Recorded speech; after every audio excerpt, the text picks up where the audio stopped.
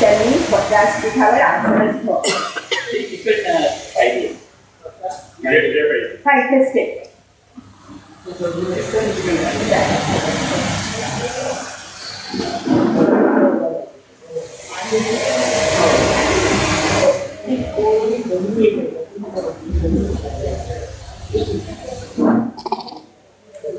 आजचा आपला कार्यक्रम 2 विभागात विभागलेला आहे. एक संस्कृतमध्ये सुंदर श्लोक आहे, शतेषु जायते शूरः सहस्रेषु च पंडितः वक्ता दशसहस्रेषु दाता भवति वानवा. याचा अर्थ असा की 100त एखादा शूर असतो, 1000त एखादा पंडित असतो, 10,000त एखादा वक्ता चांगला असू शकतो आणि दात्यांची तर भवती न भवती असते, दाते तर असतच नाही. आज आपला जो कार्यक्रम आहे, आपला अमूल्य वेळ देणाऱ्या माया केअर फाउंडेशनच्या विजू चव्हाण यांना आपण बोलवलेलं आहे.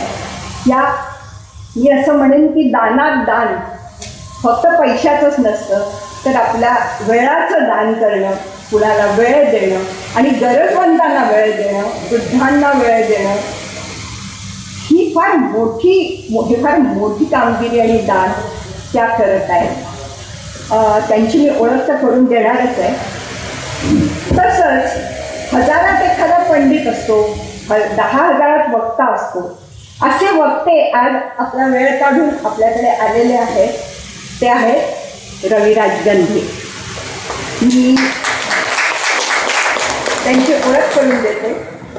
ॲक्च्युली इथे यापूर्वी जुबेदा नावाच्या कादंबरीचं प्रकाशन झालं होतं. आपल्या ह्यांची स्वाती चांदोरकरांची कादंबरीचं त्यावेळेला रविराज गंधे आले होते आणि त्यांची ओळख आधी करून देण्यात आली होती, जी जी मंडळी इथे आलेली आहे. परंतु मला सांगायला आनंद वाटतो की त्याच्यानंतर बरेच सदस्य आपल्याकडे ॲड झाले आहेत, आणखीन आले आहेत, नव्याने आले. ह्या सर्वांसाठी माहिती व्हावी म्हणून रविराज गंधेंच्या आजच्या प्रोग्रामला तुम्हाला माहिती देणं हे फार माझं महत्त्वाचं कर्तव्य आहे. सह्याद्री वाहिनीवर रविराज गंधे हे कार्यक्रम अधिकारी होते. 30 वर्ष. निवृत्त झाल्यानंतर त्यांनी बरंच काम केलेलं आहे. नंतर तिथे असतानाही 150हून जास्त माहितीपटांची निर्मिती आणि वृत्तपटांची निर्मिती त्यांनी केली आणि तसंच त्यांनी लेखन केलेलं आहे, कथा लिहिलेल्या आहेत. साहित्य संघाचा त्यांना पुरस्कार मिळालेला आहे. अस्मिता वाहिनीवर त्यांनी नामवंत पर्यावरण तज्ज्ञांच्या मुलाखती घेतलेल्या आहेत आणि त्यांची पर्यावरण तज्ज्ञांच्या मुलाखतींचं पुस्तक आहे. 2 पुस्तकं त्यांची ह्यांनी आपल्या ग्रंथालयाने प्रसिद्ध केलेली आहे. तसंच सत्यकथेचे कथालेखक, सत्यकथा हे अतिशय प्रथितयश लेखकांचं लेखन करण्याचं मासिक होतं, जे दुर्दैवाने बंद पडलं. त्याचे कथालेखक म्हणून ते प्रसिद्ध आहेत आणि भिरभिरे हा कथासंग्रह त्यांचा नवचैतन्य प्रकाशनने प्रकाशन केलेला आहे. एवढंच नव्हे तर मुंबईच्या महाविद्यालयांमधून इलेक्ट्रॉनिक जर्नलिझमचे ते अजूनही व्याख्याते आहेत, अजूनही ते ॲक्टिव्ह आहेत. रेडिओ, दूरचित्रवाणी यामधून त्यांनी कार्यक्रमांचं सूत्रसंचालन केलेलं आहे. ग्रंथाक्षर या दिवाळी अंकाचं त्यांनी संपादन केलं आहे आणि जागर पर्यावरणाचा या पुस्तकाचंही त्यांनी संपादन केलेलं आहे.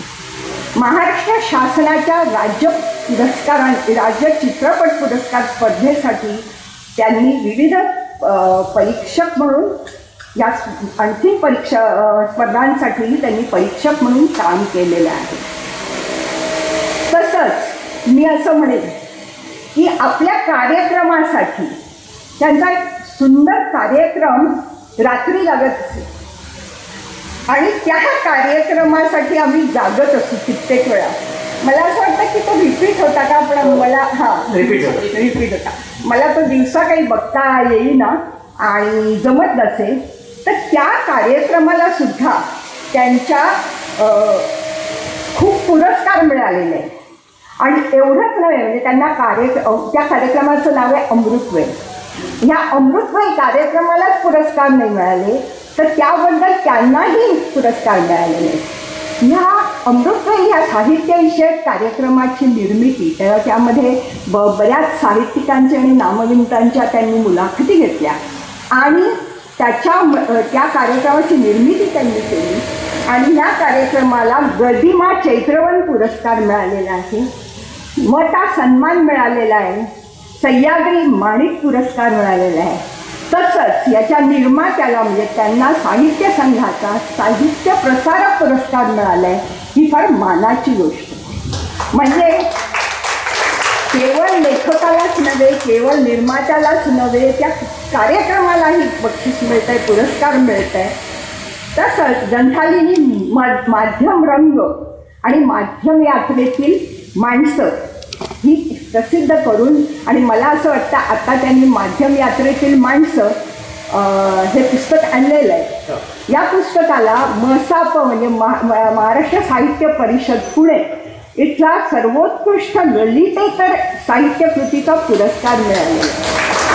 त्यांनी आज इथे आणलं आहे. ज्यांना कुणाला ते विकत घ्यायचं असेल त्याने त्यांच्याकडून घेऊ शकता. असे वक्ते, असे तुमच्यासारखे सजग श्रोते आपल्याकडे आज आहेत. तुमचं सर्वांचं या कार्यक्रमामध्ये स्वागत.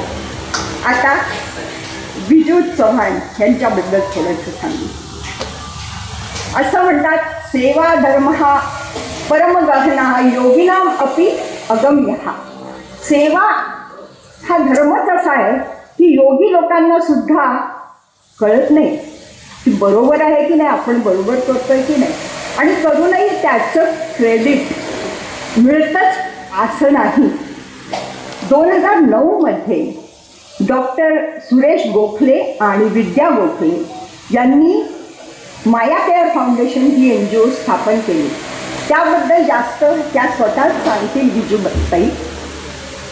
आता त्यांची मुलगी मंजिरी जोशी आणि अभय जोशी हे UK मधून जावई अभय जोशी हे UKहून हे काम पाहतात. आणि त्याचं वैशिष्ट्य असं आहे की त्यांच्या बॅक ऑफिसला अपंग व्यक्ती काम करतात. ही संस्था भारताच्या 39 राज्यांमध्ये आणि UKतल्या 4 भागांमध्ये काम करते आणि अजूनही कार्यरत आहे.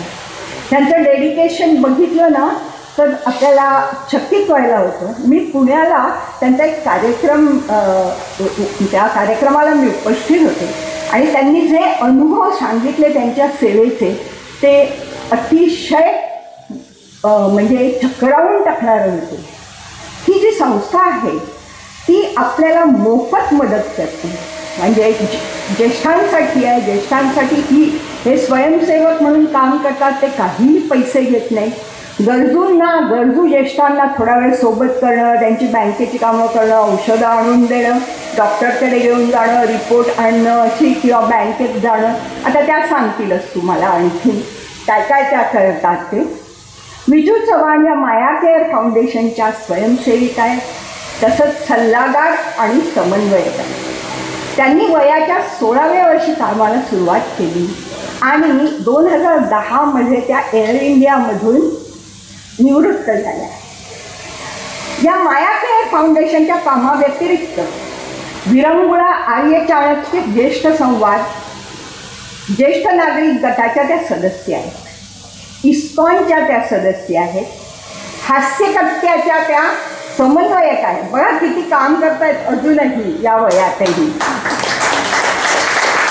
Art of living, walkers club, graceful living यांच्या त्या सदस्य आहेत. आणि गोरेगावच्या बांगूर नगर येथील ज्येष्ठ नागरिक संघाचे सर्व कार्यक्रम त्या ध्वनिमुद्रित आणि चित्रित करतात. आणि जे जे पाहुणे आले त्यांना ते पाठवण्याची त्या व्यवस्था करतात. मला वाटतं आपल्याकडे मनोज हे काम चालू आहे. गेले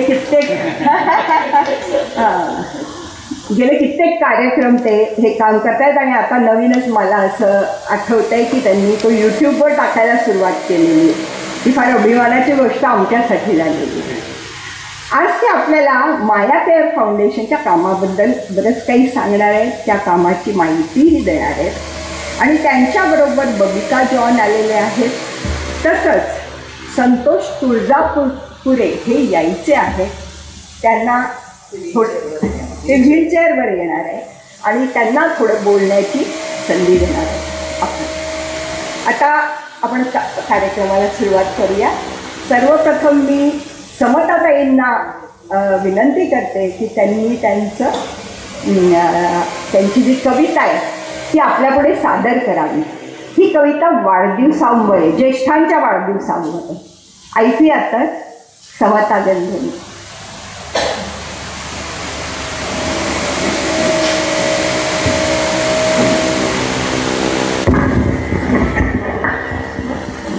हो ठीक. नमस्कार. मला ज्येष्ठ नागरिक संघ अंधेरी येथे येऊन खूप अतिशय आनंद झालेला आहे. आणि रविराजकडनं मी या ज्येष्ठ नागरिक संघाबद्दल आधी ऐकलंच होतं आणि आज मला इथे येऊन आपल्या सर्वांशी गप्पा मारण्याची जी संधी मिळाली त्याबद्दल मला अतिशय आनंद होतो आहे. धन्यवाद. आपण सर्व ज्येष्ठ आहात आणि ज्येष्ठ नागरिक या नात्याने मी आपल्याला माझे मित्रच मानते आणि त्या दृष्टीने मी एक कविता सादर करते आहे जन्मदिनावरची. तर आत्ता आपलं 27 सप्टेंबरला तुमचा सगळ्यांचा म्हणजे वाढदिवसाचा स्पेशल कार्यक्रम आहे. तर त्याची सुरुवातच म्हणते मी आज करते. कवितेचं नाव आहे मनोयुवा. वाढदिवस असेल लाडदिवस बरं का. फुगे फूल खाऊ खेळणी मज्जाच मज्जा करावी घरी. किती वर्ष झाली वय किती. हा मोठाईकीचा जगा द्यावा दूर फेकून. कारण मन असतं महत्वाचं. जे वयाहून कितीतरी अधिक तरुण असतं. मन हवं अर्धोन्मलित कलिकेपरी सदा ताजतवानं. मन हवं कमल पुष्पाच्या दवबिंदूपरी अल्लद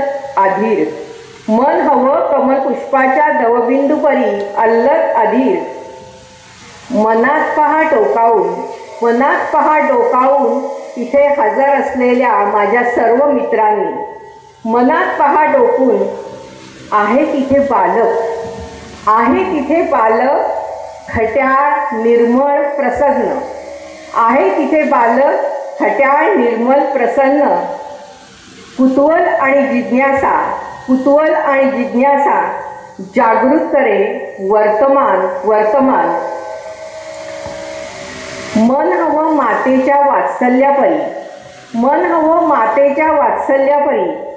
कटुतेचे काटे सोडून प्रेमाचा मध चाकणारे मन असेल तर तुम्ही एक फुलपाखरू बनता. जे आपल्या सहवासाने मोहवते, स्वतःही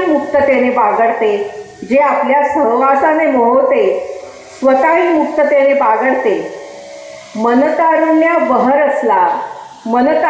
बहर असला फुलस्टॉप मिळे बरं का प्रौढत्वाला. वय किती वर्ष कितव याहून चैतन्य लाभतात तना मना. 365 दिवस उडती कसे भुरकन. चला इथे हसणाऱ्या सर्वांचे स्वागत करूया. गाऊया happy birthday to you. Happy birthday ज्येष्ठ नागरिक Andheri. Happy birthday to you. ही धून घालू हातात हात होऊयाच ना मनोयुवा. धन्यवाद. धन्यवाद समताताई. वसंत राऊत यांना विनंती करते की समताताईंना पुष्पगुच्छ भेट देऊन त्यांचं स्वागत करा.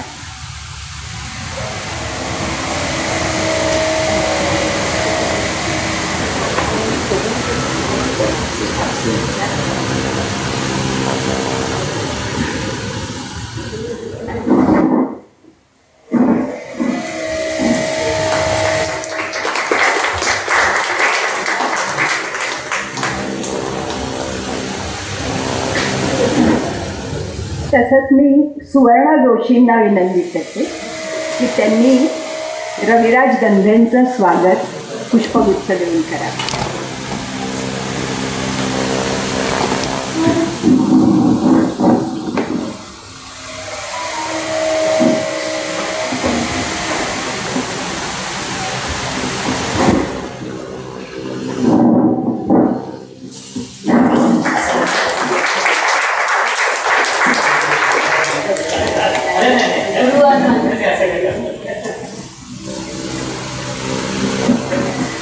मी श्याम साटम यांना जरा विनंती करते की त्यांनी श्रीमती जिजू चव्हाण यांना पुष्पगुच्छ देऊन त्यांचं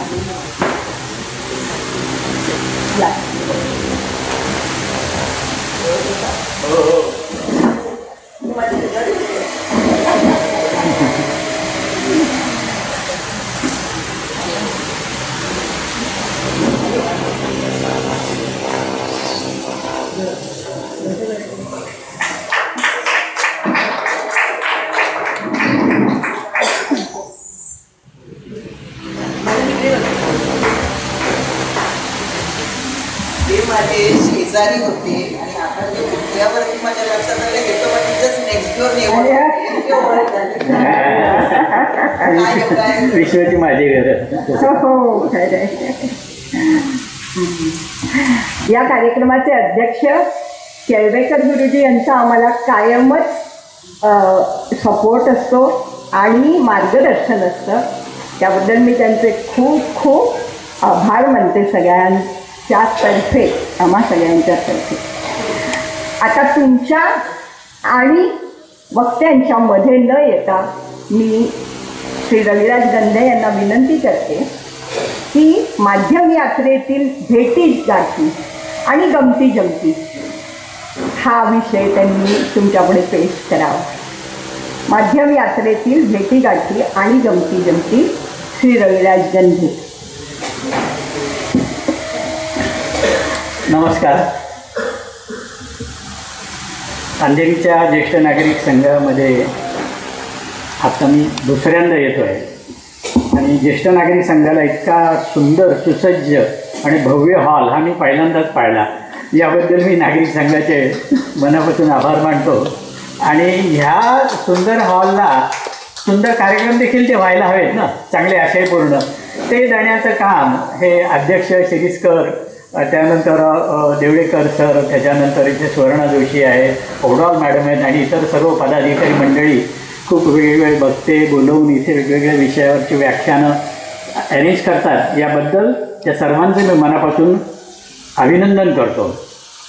कारण नुसती सुविधा असून फायदा नाही, वेगवेगळे लोक येणं गरजेचं आहे, वेगवेगळे विषय त्यानिमित्तानं संवाद होणं गरजेचं आहे आणि ते इथे सातत्यानं होतं. त्याविषयी मला खूप छान आनंद वाटतो. आता गेले 30-35 वर्ष मी दूरदर्शनमध्ये होतो. आता रिटायर्ड झालो कार्यक्रम अधिकारी म्हणून. सांगण्यासारखं बोलण्यासारखं खूप आहे. आपल्याकडे 2 वक्ते आहेत, आणखी विजूताईंनाही बोलायचं आहे. तर थोडक्यामध्ये मी माझ्या दूरदर्शनच्या कारकिर्दीविषयी आणि मला जे काही अनुभव आले त्याविषयी तुम्हाला सांगणार आहे. तत्पूर्वी मला एक असं विचारायचं होतं की इथं हिंदी भाषिक किती लोक आहेत, हिंदी जाणणारे? Very good. आम्ही नाही, आता मुंबई ही अशी कॉस्मोपॉलिटन सिटी आहे की हिंदी भाषिक असली तरी त्यांना मराठी समजतं आणि काही लोक मराठी बोलतात पण उत्तम, गुजराती पण बोलतात. एक सुंदर असं भाषा भगिनीचं स्वरूप आपल्या संघामध्ये आहे आणि ते गरजेचं आहे. तर मला जसं शक्य होईल काही वेळेला मी हिंदीमधून देखील आपल्याला निवेदन करेन. तो जहाँ तक मुझे याद है, आपकी पीढ़ी के जो लोग हैं तो शायद दूरदर्शन के प्रेक्षक रहे होंगे या अभी भी बीच बीच में दूरदर्शन कभी कभार देखते होंगे.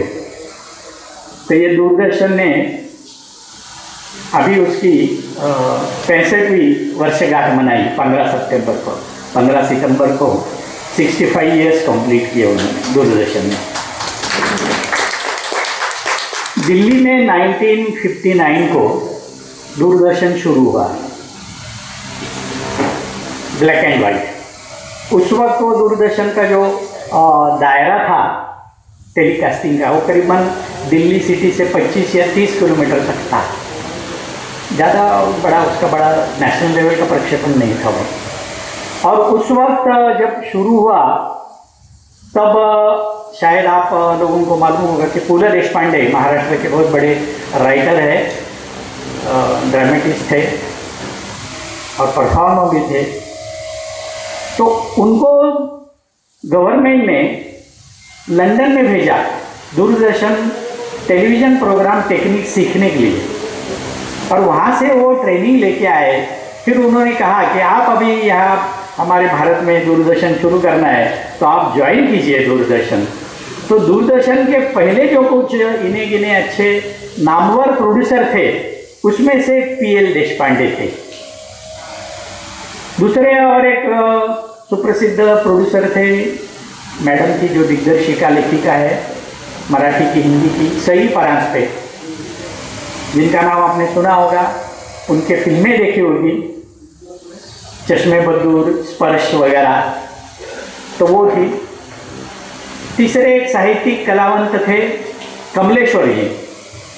कमलेश्वर हिंदी के बहुत बड़े साहित्यिक रह चुके हैं, हाँ, उपन्यासकार जैसे कहते हैं. तो ये सारे लोगों ने ये दूरदर्शन की जब शुरुआत हुई तो बिगिनिंग में इनका बहुत बड़ा कंट्रीब्यूशन था. फिर आगे चलकर धीरे धीरे कलर टेलीविज़न आया, फिर ऑल ओवर इंडिया में ये सारे स्टेशन शुरू हुए, और आज के डेट में करीबन 40 एक चैनल दूरदर्शन के, लोकसभा राज्यसभा वगैरह मिलके, और रीजनल चैनल्स, और उतने ही बहुत बड़े वेल इक्विप्ड ऐसे स्टूडियोज़ है जहाँ 24 आवर प्रोडक्शन और टेलीकास्टिंग होता रहता है. तो दूरदर्शन यही एक आज के ज़माने में माना गया है कि बहुत ही साफ़ सुथरा स्टैंडर्ड और बहुत सारे लोगों से देखा जाने वाला चैनल है. एक बार सलमान खान को, आमिर खान को पूछा था कि आप कौन से चैनल देखते हो, तो उसने कहा मैं नेशनल दूरदर्शन की न्यूज़ देखता हूँ, बाकी न्यूज़ चैनल में कोई देखता नहीं क्योंकि इसी चैनल पे मुझे भरोसा है ये सही न्यूज़ देंगे. तो ऐसा है दूरदर्शन का एक अपना खुद का स्थान समाज में इसने बना लिया है. इस दूरदर्शन से जुड़ी हुई बहुत सारी कहानियाँ हैं, किस्से हैं, याद है. आता मी जेव्हा दूरदर्शनमध्ये आलो तो एक किस्सा मोठा गमतीदार आहे. मी अहमदनगरमध्ये होतो त्यावेळेला मी नोकरी करत होतो वर्तमानपत्रामध्ये, आणि वर्तमान मासिकामधनं लेखन वगैरे करायचो, कथा कविता वगैरे थोडंसं रिपोर्टिंग करायचं. कॉलेजमध्ये एकांकिका स्पर्धा किंवा वक्तृत्व स्पर्धा असं माझं पार्टिसिपेशन असायचं त्यावेळेला. तर मी तिथे काम करत असताना महाराष्ट्र टाइम्समध्ये एक ॲड आली की मुंबई दूरदर्शन केंद्राला एक सहाय्यक निर्माता म्हणून पद हवं आहे, त्या जागेसाठी भरती होणार आहे. तर ज्यांना इंटरेस्ट असेल त्यांनी याच्यामध्ये ॲप्लिकेशन करावं. तर मी म्हटलं आपण करायला हरकत नाही, पण कधीतरी वाटायचं की पुण्या मुंबईतली एवढी सगळी माणसं आहेत त्याच्यासमोर आपला निभाव लागेल का. पण शेवटी मी म्हटलं नाही, आपण करून बघायला हरकत मिळत नाही. म्हणून मी माझा बायोडेटा, माझे सगळे कॉलेजमध्ये मिळालेले मेडल्स, मी जे जे काय लिहिलं, त्या कथा, कविता, त्याचे सगळे कटिंग्स वर्तमानपत्रातले सगळे गोळा केले आणि छान असा माझा CV तयार करून पॅक लिफाफ्यामध्ये टाकला आणि पोस्टामध्ये टाकून दिला मी. आणि मी निवांतपणे चला एक मोठं काम झालं म्हणून रिलॅक्स होऊन मी शांतपणे त्या दिवशी रात्री झोपलो. पहाटे मला अचानक जाग आली 4-5ला आणि माझ्या असं लक्षात आलं की आपण लिफाफा पोस्टाच्या पेटीत टाकला आहे, परंतु त्याला तिकीट लावलेले नाही आहे. आणि 35 वर्षापूर्वी, 40 वर्षापूर्वी तुम्हाला माहिती आहे पोस्टाचं आज पत्र टाकलं की 4-5 दिवसांनी, 8 दिवसांनी जायचं आणि ती मुदत तर संपत आलेली होती. म्हटलं आता आपलं नोकरी गेली, काही खरं नाही नोकरीचं. तर दुसऱ्या दिवशी सकाळी मी 9 वाजता त्या पोस्टाच्या ऑफिसमध्ये गेलो आणि त्यांना सांगितले की असं असं मी काल टाकलं. तर ते म्हणे ते काल गेलं RMSला, मेन जे पोस्ट ऑफिस आहे अहमदनगरचं रेल्वे स्टेशनवर, तिथे गेले, तिथे पाहत होते. मग तिकडले 4 किलोमीटर मी सायकल दामटत थेट अहमदनगरच्या मेन पोस्ट ऑफिसवर रेल्वे स्टेशनला गेलो. तिथं असाच एवढा मोठा हॉल होता. त्या हॉलवर अनेक टेबल पडलेली होती. तिथे सॉर्टिंगचं काम अनेक लोक करत होते. तर तिथे 1-2 लोकांना मी विचारलं, म्हटलं माझं एक ॲप्लिकेशन मला पाहिजे होतं, तर ते कुठे मिळेल? ते म्हणजे कुठे मिळणार म्हणे, कुठे बघा असेल कुठेतरी वगैरे असं म्हणून त्यांचं. मी बऱ्याच ठिकाणी बघायचा प्रयत्न केला. 1-2 लोकांनी सांगितलं की नाही हो, इथं तुम्ही आतमध्ये आलाच कसे, हे प्रोहिबिटेड एरिया आहे वगैरे असं करून शेवटी मी म्हटलं आता काही कुठं 2-4 लोकांनी चौकशी केली, त्यांनी काही नीट उत्तरं दिली नाही, काही सापडलं नाही पुस्तकं. मी अतिशय निराश होऊन त्या हॉलच्या बाहेर जायला लागलो आणि बाहेर जाताना त्या कोपऱ्यामध्ये सहज जो एक माणूस बसला होता, तो सॉर्टिंग करत होता, त्याच्याकडे माझी नजर गेली. माझी नजर जायला आणि त्यानं माझं ॲप्लिकेशन हातात धरायला एकच वेळ आली आणि ते ॲप्लिकेशन पाहिल्यावर मी एकदम झडप घालून त्याचं ॲप्लिकेशन घेतलं. ते म्हणजे काय करता तुम्ही? म्हटलं नाही, हा माझा नोकरीचा ॲप्लिकेशन आहे, अर्ज आहे, हा मी काल टाकला होता, तर याच्यात स्टॅम्प लावलेले नाही आहेत, तर हे जाणं मुंबईला फार गरजेचं आहे, तर तुम्ही कृपया जरा प्लीज मला स्टॅम्प द्या. मग त्यांनी 2 शिव्या आचडल्या मला. मग स्टॅम्प दिले, त्याने स्टॅम्प लावले, शिक्का मारला, डिस्पॅचमध्ये टाकला अर्ज. तो गेला मुंबईला, मुख्य म्हणजे वेळेत गेला, 2 दिवसात गेला तो मुंबईला. आणि मुंबई दूरदर्शन केंद्रावर मला इंटरव्ह्यूसाठी आमंत्रण आलं. माझी मुलाखत झाली आणि माझं सिलेक्शन झालं. तर आपण म्हणतो विधिलिखित काय असतं, तर ते हे असतं. त्यामुळं तेव्हापासून ते आजपर्यंत माझा असा विश्वास आहे की जेव्हा जेव्हा तुमच्या आयुष्यामध्ये काही काही घडतं, त्यावेळेला बऱ्याच वेळेला वाटतं की आपण स्वतः गोष्टी घडवत असतो, करत असतो आणि आपल्यामध्ये टॅलेंट आहे, हुशारी आहे, आपण एवढं शिक्षण घेतलेलं आहे, तर ते सगळं खरंच असतं. पण त्याचबरोबर अनेक माणसं तुमचं आयुष्य घडवत असतात आणि ती कुठल्या दारात तुम्हाला कुठं भेटतील याचा काही नियम नसतो. आणि तोच अनुभव मला पुढे मुंबईला दूरदर्शनमध्ये काम करताना आला. दूरदर्शनमध्ये मी काम करताना अनेक संगीतकार, साहित्यिक, गायक, लेखक यांच्या मुलाखती घेतल्या. त्या मी दूरदर्शनसाठी घेतल्या, महाराष्ट्र टाइम्स, लोकसत्ता या वर्तमानपत्रासाठी घेतल्या आणि त्या खूप गाजल्या. आणि त्या सगळ्यांचं मग शेवटी असं असतं, दूरदर्शन काय, रेडिओ काय, की बात गई रात गई, म्हणजे नळी फुंकले सोनार इकडून तिकडून गेले वारे, out of site out of mind होऊन जातं. तर म्हणून याचा कुठेतरी एक आपल्याला दस्तावेज हवा, रेकॉर्डिंग हवं. म्हणून मग हे मी पुस्तक लिहिलं, माध्यम यात्रेतील माणसं. हे 2 वर्षापूर्वी प्रसिद्ध केलं ग्रंथालयाने. तर या पुस्तकामध्ये या सगळ्यांच्या मुलाखती मी लिहिलेल्या आहेत. आता याच्यामध्ये कोणाकोणाचे आहेत, यातले बरीचशी लोकं तुमच्या ओळखीची असतील. सुप्रसिद्ध कवी बाबा बोरकर, कोकणचे सुपुत्र. सुलोचना ॲक्ट्रेस, मंगेश पाडगावकर कवी, शंकर वैद्य, दिलीप प्रभावकर तो आप सभी लोग जानते होंगे, उन्होंने दूरदर्शन में बहुत सारे चिमनराव, गुंडिया बाबू वगैरह ऐसे सीरियल की थी और he was very popular actor. He is actor nowadays also he is working. त्यानंतर पु ल देशपांडे. एक असं नाव आहे जे तुम्हाला माहिती नसेल, बाबूराव अर्नाळकर, रहस्यकथा लेखक. वा, मग त्यांचे इथे वाचक आहेत, मला फार छान वाटलं. त्यांच्याविषयीचा किस्सा मी तुम्हाला नक्की सांगेन. सई परांजपे इथे आहेत. मास्टर भगवान, विजय तेंडुलकर, परवीन सुलताना, जगजीत सिंग, कमलेश्वर, नाना पळशीकर, दारा सिंग वगैरे असे सगळे माणसं याच्यामध्ये आहेत. तो इन सब लोगों की मेरी मुलाकात हो गई, इनसे रूबरू होने का मुझे अवसर मिला. इन लोगों से मैंने इंटरव्यू किया और मुझे ऐसा एहसास हुआ कि इतनी बड़ी बड़ी हस्तियां हैं भारत में, दूरदर्शन में या बम्बई में, फिर भी वो कितनी सादगी से और नम्रता से पेश आते हैं. दूसरों के प्रति उनके लिए अच्छा भाव अपने मन में रहता है. तो ये एक बहुत बड़ी चीज़ है कि इतना सारा धन, इतनी सारी शोहरत होने के बावजूद भी ये सारी चीज़ें से आदमी ढल नहीं जाता या उसका दिमाग में कोई असर नहीं होता. तो उस ज़माने के सारे जो लोग थे, इनका पूरा जो करियर है ये ऐसा ही था. एक तुम्हें किस्सा सुलोचना का बताऊं, जो आप लोग कुछ जानते हैं सुलोचना को. वो मराठी फिल्म की कैरेक्टर एक्ट्रेस रह चुकी थी.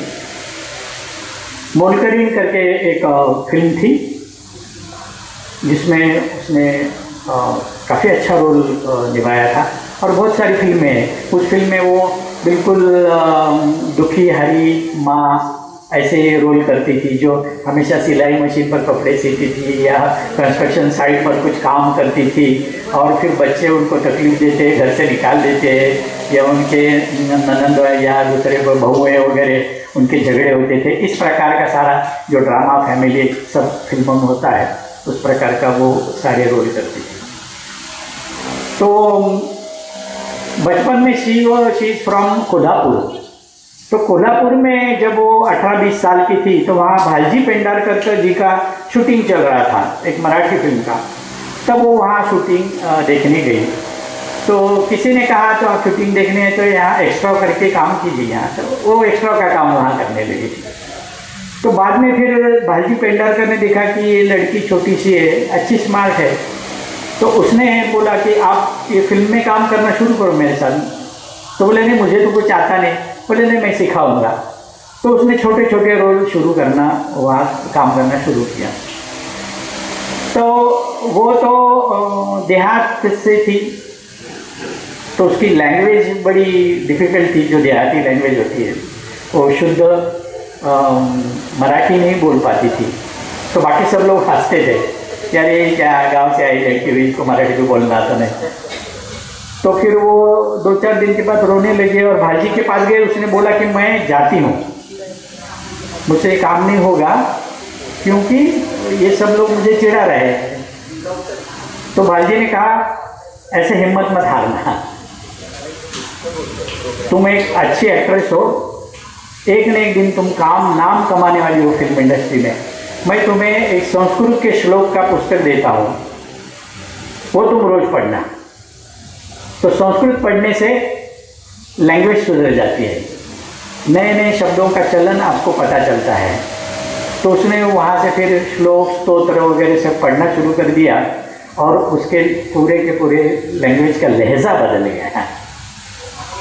और इस कदर लहजा बदला कि एक 2-4 एक्स्ट्रा करने के लिए आए. करीबन 50 साल वो फिल्म इंडस्ट्री में बिल्कुल अपना कदम जमा के बैठी थी.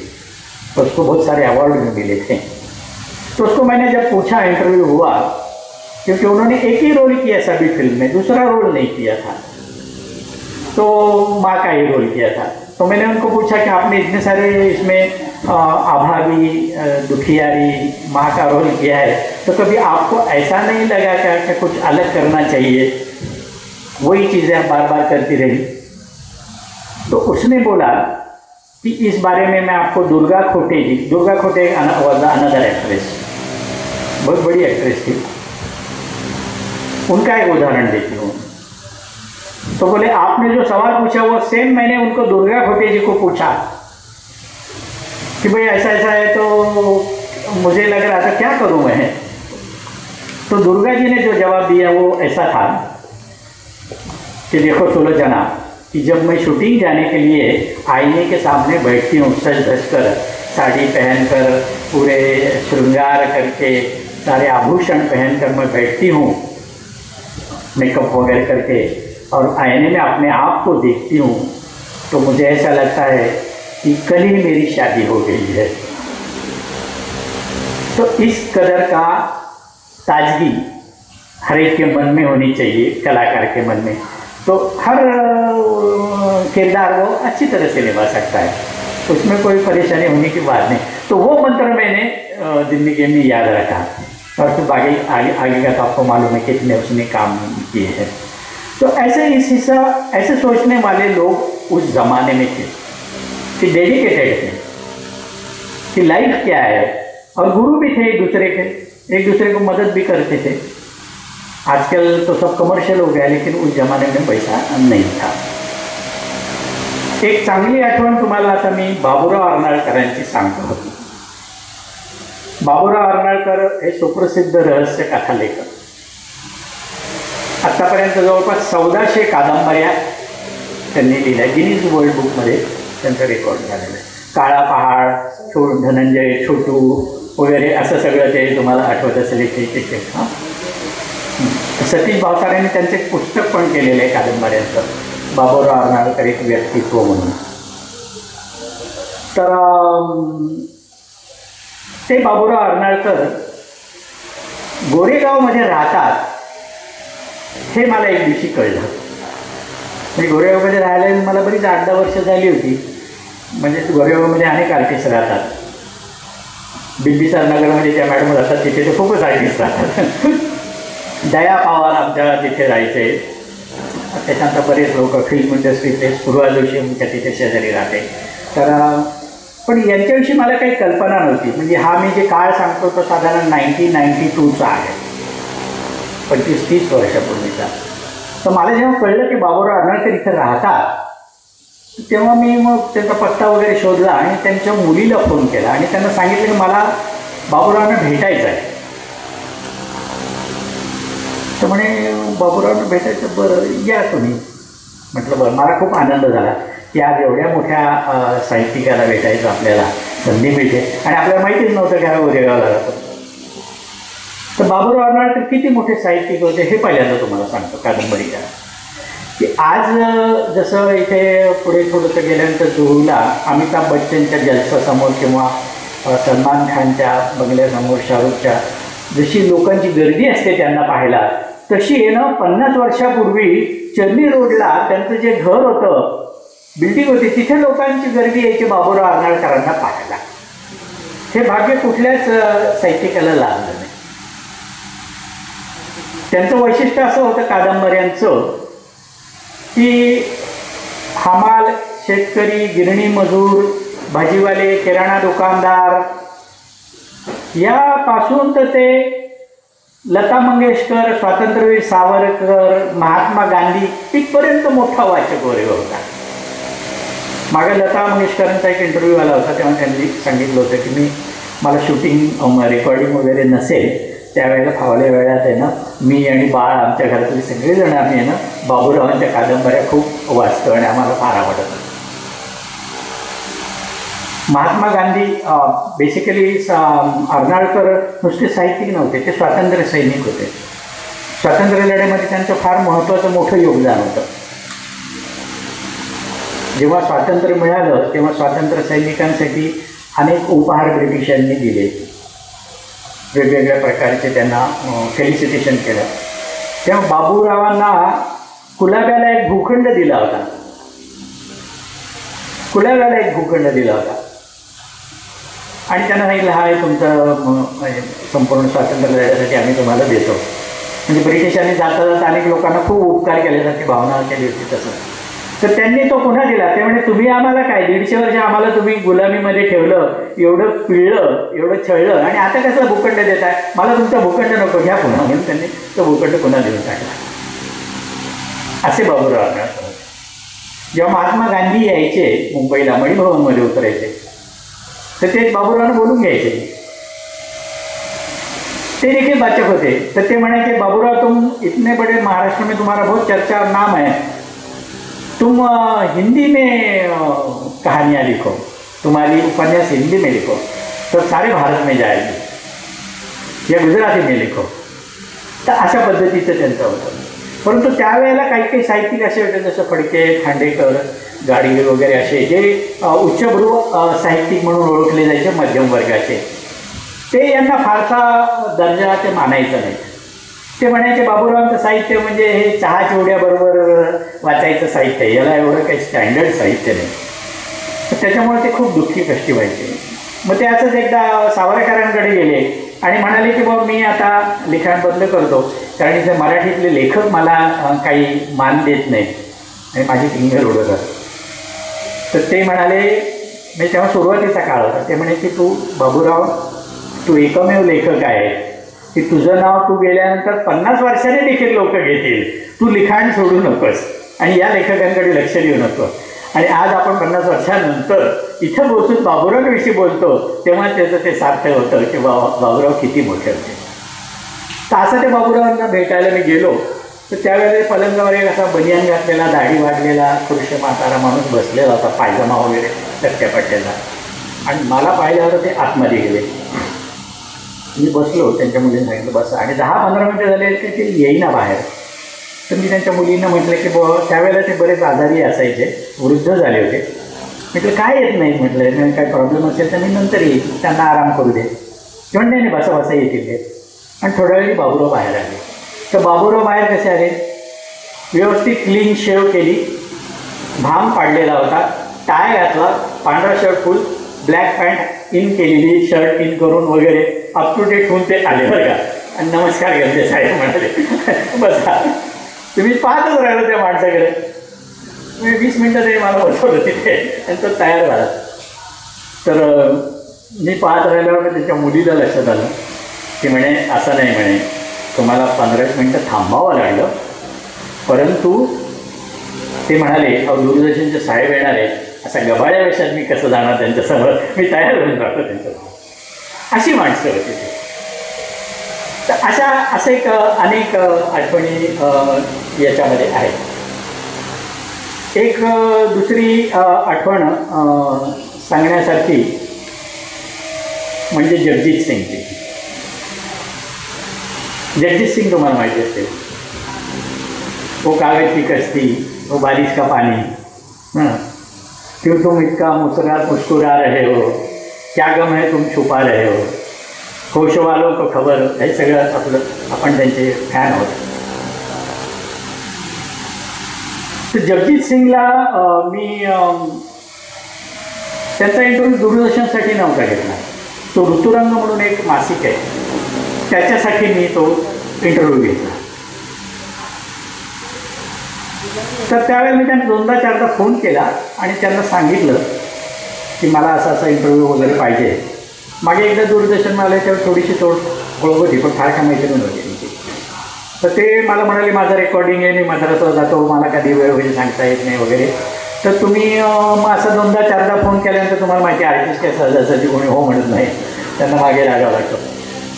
तर त्यांना फोन केल्यानंतर मग ते म्हणाले की तुम्ही असं करा, मी महालक्ष्मीला रेस्टोरस आहे, तर तिथं मी सकाळी जॉगिंगला येतो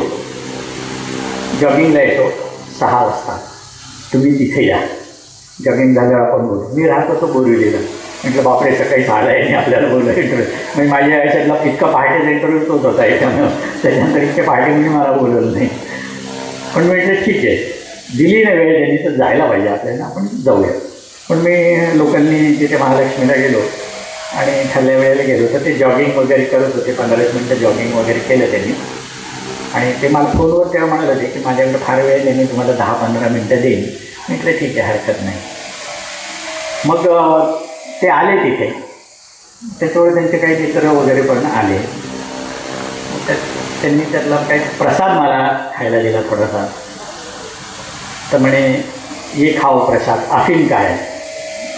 तर म्हटलं अफीमचा प्रसाद मी कसा काय खाणार. म्हटलं मला तर तुमचा इंटरव्ह्यू घ्यायचा, बोलायचा. नाही ठरवा मग, अफीम याने खसखस, अफी के बीज आहे. तर आपलं हिंदी लोकांमध्ये खसखस, साखर आणि असा खोबऱ्या वगैरेचा प्रसाद करतात, तुम्हाला माहिती असेल. तर असं गमतीदार याच्यामध्ये आमची मुलाखत सुरू झाली. ते प्रॉपर लखनऊच्या कॉलेजमध्ये इंटर कॉलेजमध्ये कॉम्पिटिशनमध्ये भाग घ्यायचे. आपल्यासारखे जसे रिॲलिटी शो होते आत्ता टी व्हीवर, तसे त्यावेळेला बाहेर कॉलेजेसमध्ये ओपन एअर याच्यामध्ये वेगवेगळे हे असायचे, कॉम्पिटिशन्स असायच्या. तर त्या कॉम्पिटिशन्समधून या सगळ्यांना ओपनिंग मिळायचं. तर असं करून ते मग मुंबईला एका दिवशी मुंबईला धडकले आणि मग त्यांची कारकीर्द अशी घडली. तर आम्ही बोलता बोलता त्यांचं रेकॉर्डिंग, त्यांच्या गझल गायिका, सूफी संगीत असं एवढं आमच्या गप्पा रंगल्या. तर अक्षरशः 15 मिनिटासाठी जे जगजीत सिंग मला हो म्हणाले होते, तर ते जवळजवळ 9:30 वाजेपर्यंत माझ्याशी बोलत होते. आजूबाजूचे सगळे लोक निघून गेले.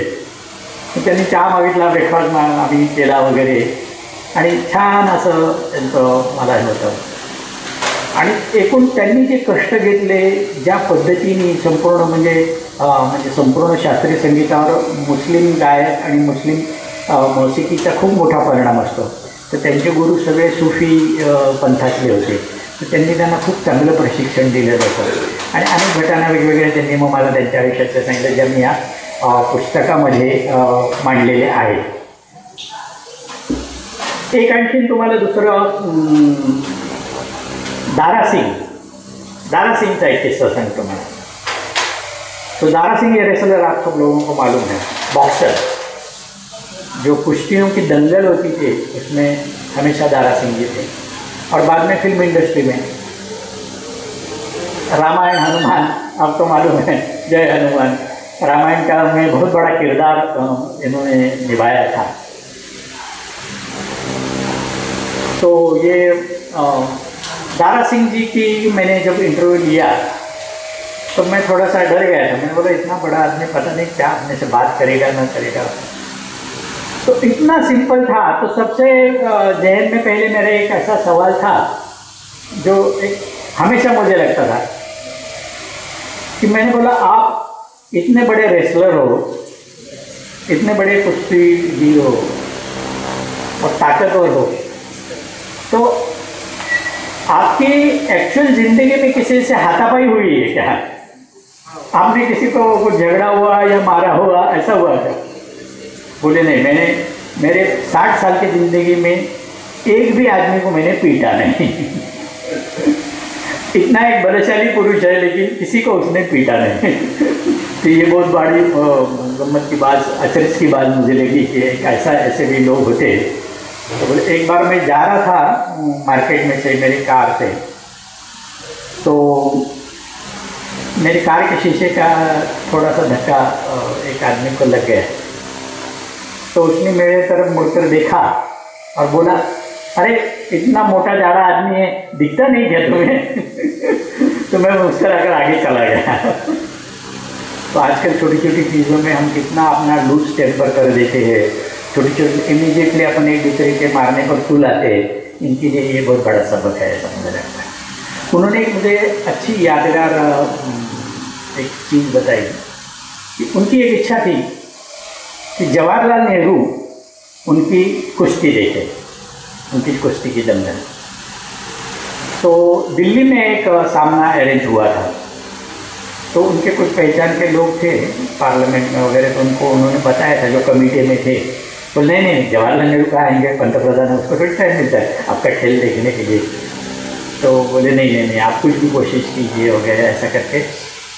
तो किसी के सेक्रेटरी के थ्रू वहाँ तक मैसेज गया जवाहरलाल जी के पास कि दारा सिंह चाहते हैं कि आप उनकी कुश्ती के लिए आए. तो दारा सिंह बोले ठीक है, 2-3 मिनट के लिए मैं आ जाऊँगा, ज़्यादा मैं नहीं बैठ पाऊँगा. और सचमुच वहाँ जवाहरलाल जी आए और 5 मिनट के लिए जवाहरलाल जी ने कहा था, वो दंगल शुरू हुई और वो इतनी इंटरेस्टिंग हो गई. दोनों पहलवान बिल्कुल तगड़े थे, एक दूसरे को अच्छा खेल रहे थे. तो करीबन 35-40 मिनट है ना ऐसे देखते थे जवाहरलाल नेहरू. बार बार सेक्रेटरी उनको कहता था, sir next program we have to go. ऐसा प्रोग्राम मालूम है आपको प्राइम मिनिस्टर का क्या होता है? बोले wait for minute, just for minute. ऐसे करके जब वो ख़त्म हो गया तो जवाहरलाल ने बहुत जोर जोर से तालियां मारी, very good very good very good. तो उसको बुलाया, उनको कॉन्ग्रेचुलेशन किया, उनके हाथ से फेंटा वेटा वगैरह बांधा। तो उस वक्त सारे स्टेडियम में दो नारे लग रहे थे, एक जवाहरलाल नेहरू जिंदाबाद, दारा सिंह जिंदाबाद। तो बोले मेरे ज़िंदगी में ये एक अनोखा पल है, बहुत सारे पल आए, इसमें से ये अनोखा पल है कि इतनी बड़ी हस्ती है और मुझे इतना सम्मान मिला है। तो ऐसे ऐसे बड़े लोगों के अपने अपने एक ऊंचे ख्यालात होते हैं और उनकी क्या विशेषता है ये भी सब लोगों को मालूम होती। जो कला जानते हैं वो हमेशा कलाकार ऐसे रहते हैं। आपने भी देखा होता, बहुत सारे लोग आते हैं मिनिस्टर वगैरह, लेकिन जो साहित्य जानते हैं, संगीत जानते हैं, वो 5 मिनट के लिए आएंगे, लेकिन अच्छा लगा तो 1 घंटा बैठते हैं और उसको कॉन्ग्रेचुलेट करते हैं। तो ये भी एक बहुत बड़ी बात है। और 1-2 किस्से मैं सुनाऊंगा, बाद में विजू मैडम है, उनको भी अभी बात करना है। बातें तो बहुत सारी होगी, करीबन 2-3 घंटे में बोल सकता हूँ, आपको बता सकता हूँ दूरदर्शन के बारे में, लेकिन उतना टाइम अपने पास नहीं है। दूरदर्शन का मेरा जो कार्यकाल रहा वो बहुत सफल रहा, जैसे मैडम ने कहा, बहुत सारे मैंने प्रोग्राम किए वहाँ और मुझे अवार्ड में मिले। तो उस प्रोग्राम के धांधली में दूरदर्शन में हमेशा कुछ न कुछ गड़बड़ियाँ हो जाती हैं। तो उसमें एक किस्सा मैं आपको बताऊं सुधीर फडके जी का। सुधीर फडके आपल्याला माहिती असतील, मोठे गायक। आता सूर्यगंधर्व सुधीर फडके सिनेमा देखील आलेला होता। तर 1995 के दरम्यान त्यावेळेला ते महाराष्ट्र चित्रपट महामंडळाचे अध्यक्ष होते आणि कोल्हापूरला मुख्यमंत्र्याच्या उपस्थितीमध्ये मोठा कार्यक्रम होता। 50 वर्ष मराठी चित्रपटसृष्टीला झाली, त्यानिमित्ताने मोठं फेलिसिटेशन वगैरे होतं आणि त्याचं शूटिंगचं काम, रिपोर्ट बनवण्याचं काम मला डायरेक्टरने दिलेलं होतं। तर म्हणून आम्ही ज्या दिवशी कार्यक्रम होता त्या दिवशी म्हटलं तर आपण जाऊ, ठरवूया तिथे। तर त्याच्या आधी मी त्यांना भेटायला शिवाजी पार्कला गेलो। शिवाजी पार्कला राहत होते ते। तर एवढा मोठा गायक, स्वभावाने अतिशय साधा, उमदा, अतिशय असून त्यांनी आमचं स्वागत केलं आणि सांगितलं की बसा वगैरे। आमच्या अनेक गप्पा झाल्या, कार्यक्रमाचा तपशील ठरला, काय काय शूटिंग करायचं, कसं करायचं, तुमची कुठं राहण्याची व्यवस्था केली वगैरे, या सगळ्या गोष्टी त्यांनी आम्हाला सांगितल्या। आणि त्यानंतर ते म्हणाले की काय खाणार तुम्ही, काय घेणार का? तर म्हटलं नाही सांगा, का बटाटे वडे घेणार का साबुदाणे वडे घेणार काय? म्हटलं तो काय, आपल्याला तर साधं कोणी जर पाहुणा आला तर त्याला चहा द्यावा का नाही याचा विचार पडतो आणि गृहिणीला तर मोठं टेन्शन येतं की आता 2-4 कप चहा ठेवावा लागेल वगैरे। म्हणजे इथे बसलेल्या नव्हे, जनरल असं एक साधारण ओपिनियन असतं। ती या पार्श्वभूमीवर हे आपल्याला असं विचारलं तर म्हटलं बट। आणि 2 मिनिटांनी गरम गरम साबुदाणे वडे आले, खूप चविष्ट होते। आम्ही ते सगळे साबुदाणे वडे वगैरे खाल्ले। नंतर मी बाहेर पडल्यावर नंतर मग काही वर्षांतर माझ्या लक्षात आलं एकदम की माझे तिथे प्रकाश नावाचं एक मोठं हॉटेल आहे दादरला, तिथे अतिशय चविष्ट असे साबुदाणे वडे मिळतात आणि नेमके त्याच्यासमोरच ते राहत होते। तेव्हा फोन केला की ते यायचे वगैरे। तर कोल्हापूरला आम्ही गेलो, ते सगळं चित्रीकरण वगैरे झालं त्यांच्या कार्यक्रमाचं आणि वसंतदादा पाटील मुख्यमंत्री होते तेव्हा, मी किती जुना काळ पाहतो। आणि ते सगळं चित्रीकरण करून आम्ही त्याच दिवशी रात्री महालक्ष्मी एक्सप्रेसने मुंबईला आलो, कारण दुसऱ्या दिवशी संध्याकाळी 8 वाजता त्या कार्यक्रमाचं प्रक्षेपण होणार होतं। मग दिवसभर पूर्ण एडिटिंग करून त्याचं कॉमेंट्री, म्युझिक वगैरे सगळ्यांची भाषणं वगैरे लावून ज्याला TV रिपोर्ट म्हणतात तो TV रिपोर्ट मी तयार केला आणि 8 वाजता तो टेलिकास्ट झाला। तर तो रिपोर्ट खूप चांगला झाला, आवडला लोकांना। पण तो रिपोर्ट चालू असताना मी घरी पाहत होतो, त्यावेळेला 10 मिनिटानंतर सुधीर फडके अध्यक्ष म्हणून स्टेजवर भाषण देत आहेत आणि त्यांच्या भाषणाला सुधीर फडके खाली प्रेक्षकांमध्ये पहिल्या रांगेत बसून टाळ्या वाजत आहेत। असं दृश्य 2 वेळेला गेलं, 2-3 सेकंदासाठी। सुधीर फडके बोलतात, सुधीर फडके त्यांच्या बोलण्याला दाद देत आहेत, असं ते दृश्य होतं। म्हटलं अरे बापरे, हे काय झालं म्हटलं। गडबड झाली. पण तो बाकी कार्यक्रम एवढा पॅक आणि वेगवेगळे एंटरटेनमेंट होते, त्याच्यात फारसं काही कोणाला लक्षात आलं नाही. तर दुसऱ्या दिवशी सुधीर फडकेंचा मला फोन आला. ते म्हणाले की गद्दे, कार्यक्रम चांगला झाला, पण मला एक गोष्ट आवडली. म्हटलं काय? त्यामुळे माझ्या हयातीमध्येच माझा डबल रोल मला पाहायला मिळाला. तर मी म्हटलं त्याची माफी मागितली. म्हटलं माफ करा, फार चुकीने असं झालं. नाही नाही काय असं होतं कधी कधी. या एकदा कधीतरी सवड मिळाल्यावर पुन्हा गप्पा मारायला, पुन्हा साबुदाणा पडा. तर ते झालं कसं होतं की त्यावेळेला ब्लॅक अँड व्हाईट फिल्मवर शूटिंग व्हायचं आणि सेपरेट मॅग्नेटिक टेपवर ऑडिओ रेकॉर्ड व्हायचा. म्हणजे एक स्ट्रीप अशी फिल्मची चालते आणि दुसरा ऑडिओ ट्रॅक असा ऑडिओ ट्रॅक चालायचा आणि दोन्ही ट्रॅक असे एकात एक एकत्र झाले. तर ते एडिटिंग 8ला होतं. तर खूप घाईगर्दीत नेहमी कामं आणतात. समुद्र राक्षाचा विनोद असतो वर्तमानपत्रात किंवा मासिकाने, तसा तो हा विनोद. तर त्या प्रत्येक भाषणानंतर ऑडियन्स टाकायचा, क्लॅपिंग टाकायचं असं आमचं ठरलेलं होतं. म्हणून वेळ जाऊ नये म्हणून आधीच बराचसा ऑडियन्स आणि क्लॅपिंग मला कापून त्याचे शॉर्ट्स माझ्या हातात त्या एडिटरने दिले होते.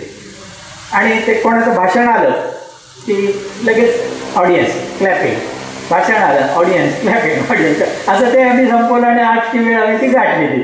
आता त्यावेळेला नेमकं यांच्या भाषणाला यांचंच क्लॅपिंग आलं आणि अशी ती गंमत झाली. तर अशी गमती दूरदर्शनमध्ये खूप होतात.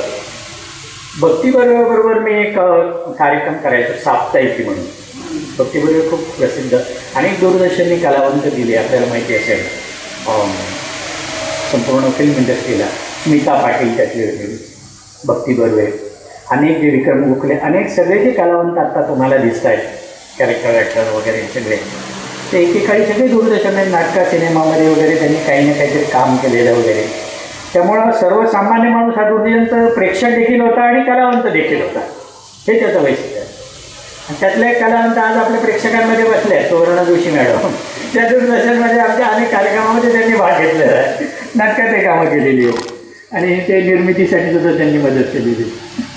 तर कोणी ते दूरदर्शनशी निगडीत असतातच. तर त्या साप्ताहिक म्हणून एक कार्यक्रम करायचा, सकाळी लागायचा साप्ताहिकी. तो पॉप्युलर प्रोग्राम होता. पहिला प्रोग्राम माझा तो होता.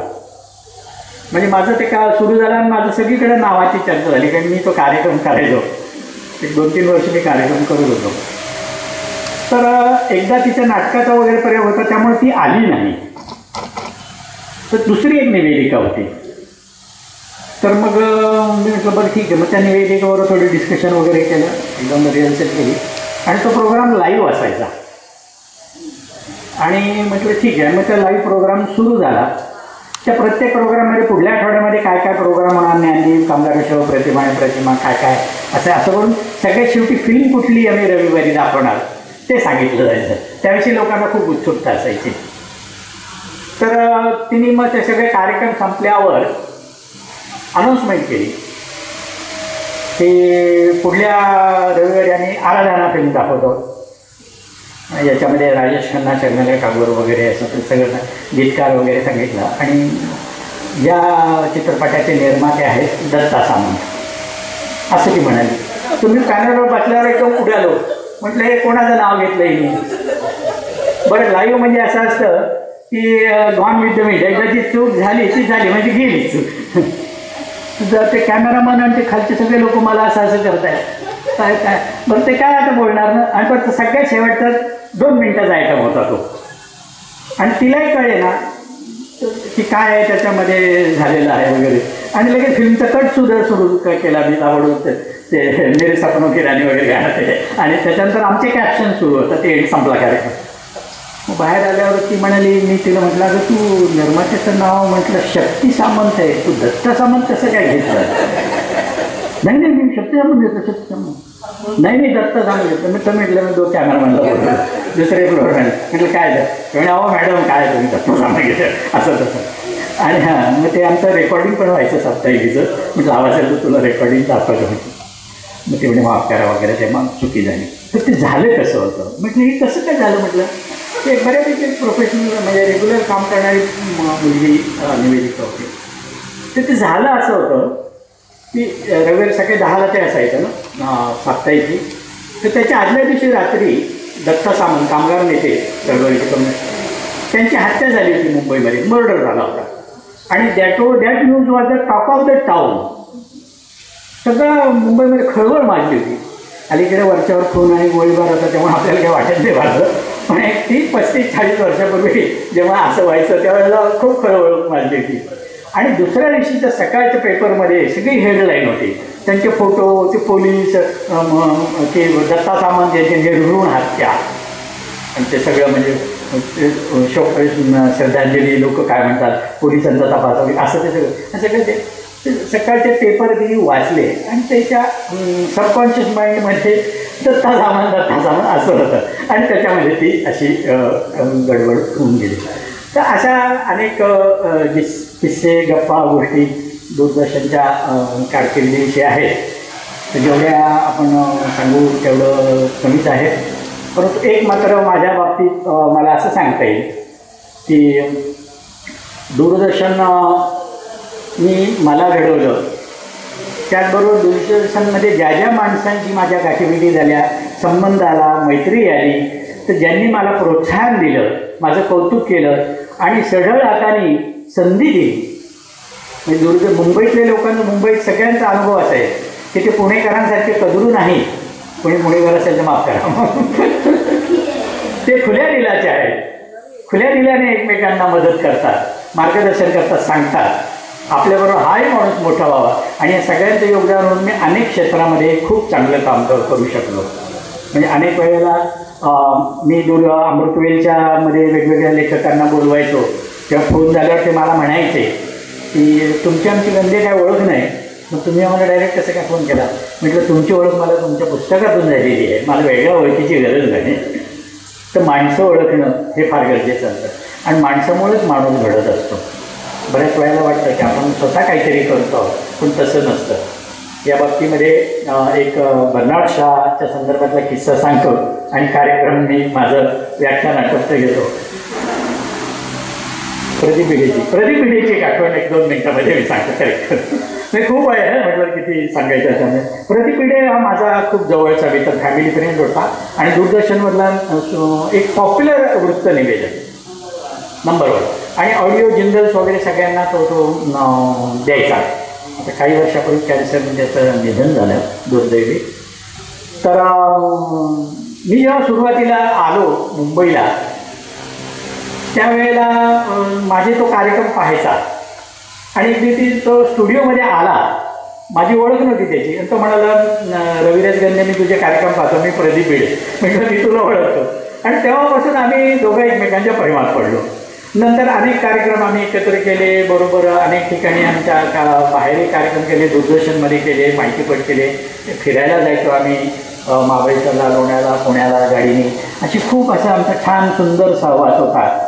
तर त्याची एक आठवण मला हृदयाशी सांगण्यासारखी. मग मुंबईत आलो तेव्हा दूरदर्शनमध्ये सुरुवातीला पगार फार थोडे असायचे, कमी असायचे. सरकारी नोकरी होती ती. नंतर बरे दिवस आले आम्हाला. तर काय 2-3 हजार रुपये पगार सुरुवातीला मिळायचा. तर मी तेव्हा बोरिवलीला राहायचो भाड्याच्या घरामध्ये आणि मला गॅस कनेक्शन घ्यायचं होतं. तेव्हा त्या मित्राला कळलं, एका माझ्या मित्राकडनं प्रदीप भिडेकर रविराज गॅस कनेक्शन घ्यायचं आणि त्याला पैशाची थोडीशी गरज आहे. तर त्यांनी मला तो ऑफिसमध्ये आला आणि तो मला म्हणाला की रविराज, अरे तुला गॅसचं कनेक्शन घ्यायचं आहे ना, तर तू डिपॉझिटसाठी घे पैसे. त्याने 500 रुपये माझ्या हातात ठेवले. म्हटलं नाही अरे ते होईल मॅनेजमेंटला, मी सांगितलं एकाला वगैरे. नाही असं कसं. आणि त्यांनी मला पैसे दिले आणि त्यावेळेला ती खरंच गरज होती पैशाची. बऱ्याच वेळेला आपल्याला असं जाणवत होती कोण कशी मदत करेल काय माहिती. आणि मग माझ्या घरी गॅस आला. तर त्यामुळे मी नेहमी माझ्या भाषणामध्ये कार्यक्रमामध्ये म्हणतो की माझ्या घरामध्ये प्रदीप भिडेमुळं चूल पेटली. असा मी खूप छान आमची मैत्री होती. अमृतवेल हा कार्यक्रमाचा तो चाहता होता. त्यांनी स्वतः अंतर्नादमध्ये त्याच्यावर एक छान लेख लिहिलेला होता. त्यानंतरच्या काळामध्ये मी गाडी घेतली, कार नवीन विकत घेतली. तर त्यावेळेला तो स्वतः घरी आला माझ्या, जेव्हा कळलं त्याला कार आलेली आहे. तो पहिल्यांदा म्हणाला मी शोरूममध्ये तुझी कार घेऊन येणार, मला पहिल्यांदा कार चालवायची. तर म्हटलं बरं ठीक आहे. मग तो साई सर्व्हिसमध्ये अंधेरीला येणार होता, त्यावेळेला मी गेलो होतो ड्रायव्हरला घेऊन बरोबर. मग ती वेळ झाली, माझे सगळे कागदपत्र सह्या झाल्या, त्याचं पेमेंट वगैरे सगळं झालेलंच होतं आधी. जायची वेळ आली तरीपर्यंत भेटायचा पत्ता नाही. तर मी त्याला म्हटलं अरे तुझा काही भरोसा नसतो कुठल्या तरी रेकॉर्डिंगमध्ये तू अडकशील. आणि मग त्याला नाही मी येतो, आणि तो काही मग त्या वेळेला आला नाही. मग त्या ड्रायव्हरबरोबर मी ती गाडी घेऊन घरी आलो. त्याच्याबरोबर तो गेला साई सर्व्हिसमध्ये, त्याने आत्ताच गंधे गेले 5 मिनिटं झाले. मग तो घरी येऊन धडकला माझ्या. मला म्हणायची, म्हटलं अरे मी आणली आता कार काय प्रॉब्लेम नाही नाही असं इच्छा खाली मला चालवायची तिची कार. पहिल्यांदा त्यांनी माझी कार चालवली. मग रिव्हर्स पार्किंग कसं करायचं ते त्याने मला शिकवलं. रिव्हर्स पार्किंग असं करतात, असं हे करतात ते करतात. म्हणजे त्याला कारचा खूप शौक होता ड्रायव्हिंगचा वगैरे. तर दुर्दैवानं त्याला कॅन्सरचं निदान झालं आणि आज आपल्यामध्ये तो नाही. पण एक सुंदर असे क्षण मैत्रीचे तो माझ्यासाठी ठेवून गेला. तर अशा सगळ्या लोकांनी आपलं आयुष्य समृद्ध होतं, शक्तिमान, ते सशक्त शक्तिमान लोकांचं जग मला पाहायला मिळालं. आणि ही माणसं माझ्या वाट्याला आली. तर बर्नार्ड शॉ एकदा भाषणात म्हणाला होता की शेक्सपियरपेक्षा मी मोठा नाटककार आहे.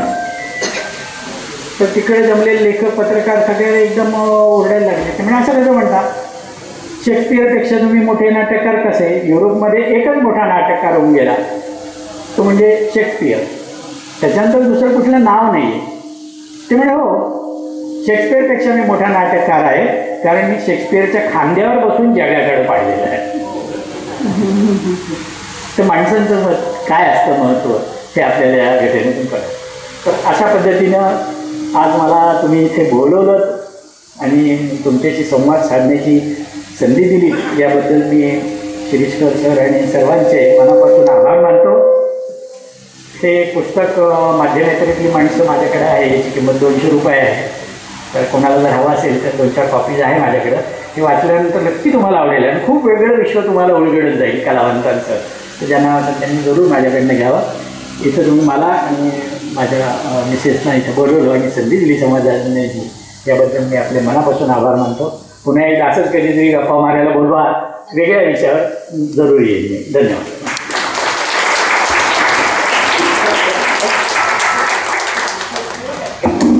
पुढं करते मग ते.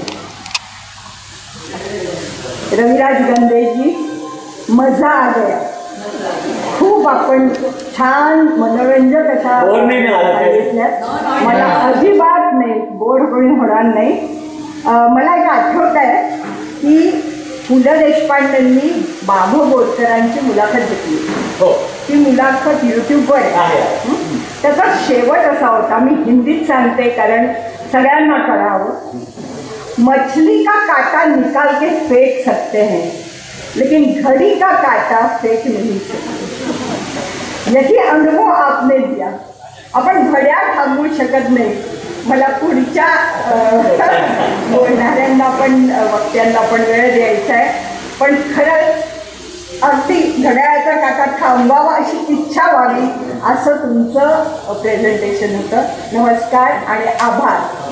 आता केळवेकर गुरुजींना 2 शब्द बोलण्याची मी विनंती करते. आज आपल्याला गंधे साहेबांनी इतकी छान माहिती दिली. ती दृष्टी छान नाही तर त्याने प्रत्यक्ष भेटून ती माहिती घेतलेली आहे. बाबूराव वर्धाकरांसंबंधी त्याने जी माहिती दिली, अत्यंत उत्कृष्ट अशी माहिती दिली की बाबूराव वर्धाकरांच्या एवढ्या कथासंग्रह प्रसिद्ध झाले ते मला माहिती नाही. त्यांच्या कथा मी वाचल्या, सगळं केलं आहे. कारण काय, हे बाबूराव वर्धाकरांच्या कथा वाचत असताना एकदा पुस्तक हातात घेतलं की शेवटपर्यंत वाचावं असं वाटायचं आहे. आणि अतिशय छान माहिती दिली. कारण हे बाबूराव वर्धाकर त्यांचं मूळचं गाव विरारजवळ अंधारा म्हणून आहे. अंधारा ते तिथे, आणि तिथून ते मुंबईला येथे रहिवासी आले.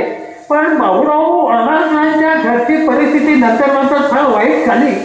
कारण त्यांची एक मुलगी का बहीण, मला ते नक्की माहिती नाही, पण ती इथे यायची आणि नाट्यगीत तिथे चांगल्या म्हणायची. ते आम्हाला रगून टाकायची. पण आता तिला सांभाळण्याकरता कोणी नाही म्हणून ती वृद्धाश्रमामध्ये आहे. ती त्यांची नातेवाईक आहे. हो, अतिशय सुंदर माहिती दिली. आणि नुसती त्यांचीच नाही तर त्याने प्रत्यक्ष भेटीगाठी घेऊन जी माहिती दिली ती खरोखरच ते आम्ही सगळे लोक तुमच्या भाषणाकडे अगदी रमून गेलो होतो. आणि अशाच जर ती भ्रष्ट जर आमच्या काळाला पडत गेली ते आमचे हे लोक आज इतके उपस्थित आहेत त्याच्यापेक्षा जास्त उपस्थित राहतील अशी वेग मिळतो. धन्यवाद. आमच्या गुरुजींनी आणि मेजर शिरीषकरांनी जे पाया घालण्याचं काम केलेलं आहे ज्येष्ठ नागरिक संघ RTO परिसरातलं त्याला तोड नाही. आता एक निवेदन करायचं आहे. ज्यांची वार्षिक वर्गणी शिल्लक राहिली आहे अशा सभासदांना एक नम्र विनंती की आपली वर्गणी वार्षिक वर्गणी जमा करावी प्लीज. आता मी विजू चव्हाण यांना विनंती करते की त्यांनी आपलं प्रेझेंटेशन चालू करावं आणि आपल्या माया केअर फाउंडेशन या संस्थेची माहिती द्यावी.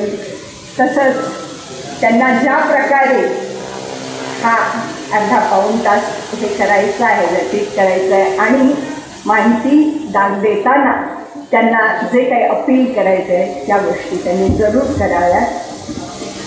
मी उभी राहते.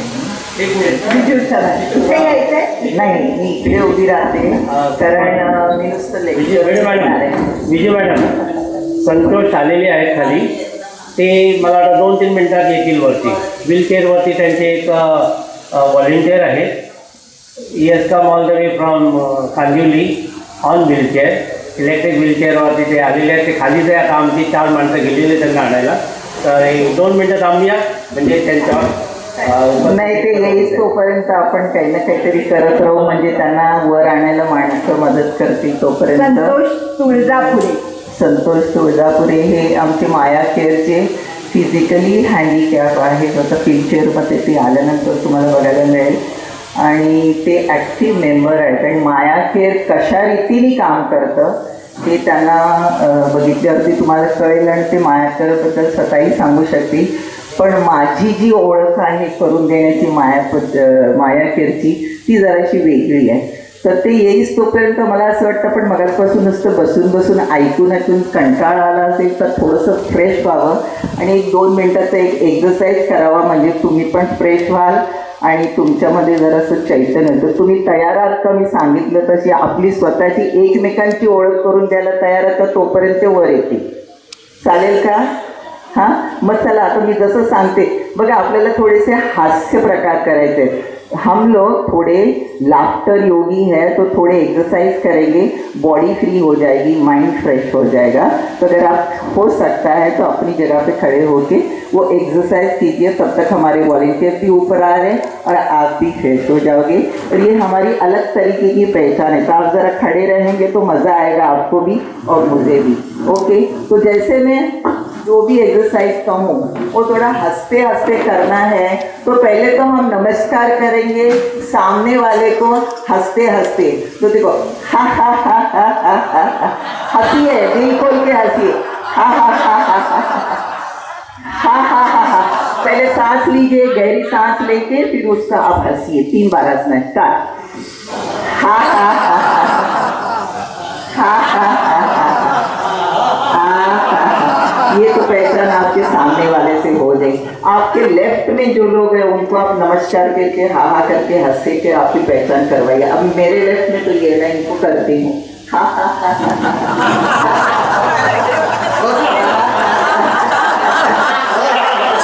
अपने जो राइट में है उनको भी नमस्कार कीजिए. जो कोई ये दीवार है तो दीवार को भी कीजिए.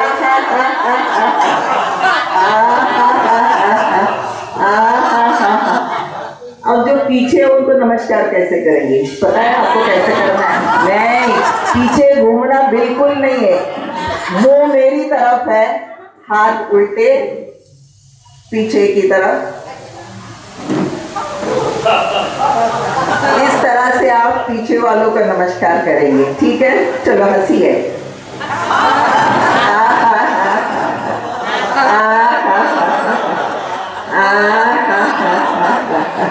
कुछ लगा कैसी पहचान? ये अलग पहचान है ना हमारी. तो ये बात है हम अपने आप को समझना चाहते हैं. जब एक उम्र हो जाती है ना तो हमें ऐसा लगता है कि हमें कोई पूछता नहीं, हमें कोई प्यार करता नहीं है. तो भले कोई प्यार करे या ना करे हमें अपने आप को प्यार करना है पहले. तो दोनों हाथ सामने आएंगे आपके. फिर एक गहरी सांस लेंगे आप, फिर अपने आप को हक कीजिए, प्यार कीजिए अपने आप को। भले दुनिया कोई प्यार करे या ना करे, पर आप अपने आप को प्यार कीजिए। अभी अपने आप को किस कीजिए। अच्छा लगा? ये पहचान अपनी आप के लिए है, खुद की पहचान खुद के लिए है। तो उसके बाद में मैं तो कहूँगी आप ना इर्द गिर्द जितने भी लोग हैं उनको बिना आवाज़ किए हाव भाव से पूछेंगे कि आप कैसे हो, कहाँ से हो, क्या किया। ये सिर्फ आप बगैर आवाज़ के पूछ सकते हैं, तो पूछ कीजिए। मुझे देखना है आप कैसे पूछेंगे कि किसी को आप कैसे हो करके। आप अपनी जगह छोड़ के किसी के पास भी जाके पूछ सकते हो जो पूछना है, लेकिन आवाज़ नहीं आनी चाहिए। अभी मैं भी पूछती हूँ ये दादा को।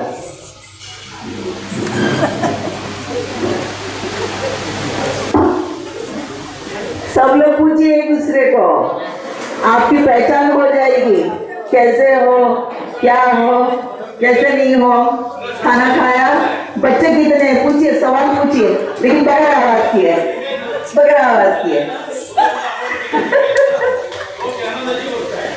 आप अपनी जगह छोड़ के पूछ सकते हैं, जा सकते हैं पीछे, कोई हिला नहीं जगह से, तो शायद आप अपनी पहचान नहीं करवा सकते। करना नहीं चाहते, करवाना नहीं चाहते। देखो वो घूम रही है, वेरी गुड। देखो वो क्या कर रही है, वीडियो शूटिंग करके उनको पूछ रही है कैसा। तो आप उनको जवाब दीजिए वीडियो में कि कैसा लग रहा है आपको, यहाँ आकर कैसा लग रहा है, आपकी अपनी साथ में पहचान कैसी हो गई है। ये अगर अच्छा लगता है तो बगैर आवाज किए बताइए। ये एक्सप्रेशन से, आपके एक्सप्रेशन से वो तो कर रही है। अभी भी आपने सबको एक पूछा। ओके, अभी जिंदगी में कभी खुशी कभी गम तो बहुत होते ही है, पता है आपको। जिंदगी एक तरीके नहीं रहती, कभी खुशी रहती तो कभी गम। तो हम गम और खुशी कैसे एक्सप्रेस करेंगे? लाफ्टर योगा की तरह से। तो जब गम करना है तो नीचे झुकना है और रोना है। जब खुशी बोलेंगे तो ऊपर उठ के बहुत जोर जोर से हंसना है। करोगे आप मेरे साथ? चलो, कभी खुशी कभी गम, नीचे झुके रोना है, झुके रोइए सब लोग।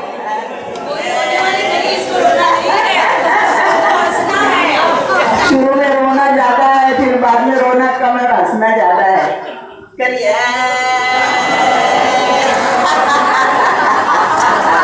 गम नहीं करते तो खुशी तो कीजिए।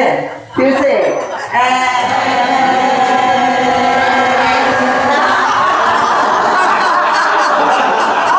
अभी गम थोड़ा, खुशी ज्यादा।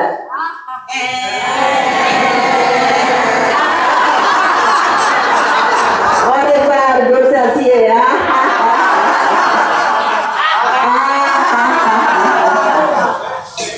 एक गाना है,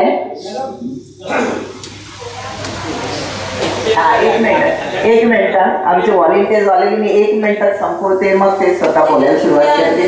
हा चालेल, समोर आणलं तर चालेल, समोर त्यांना येऊ दे।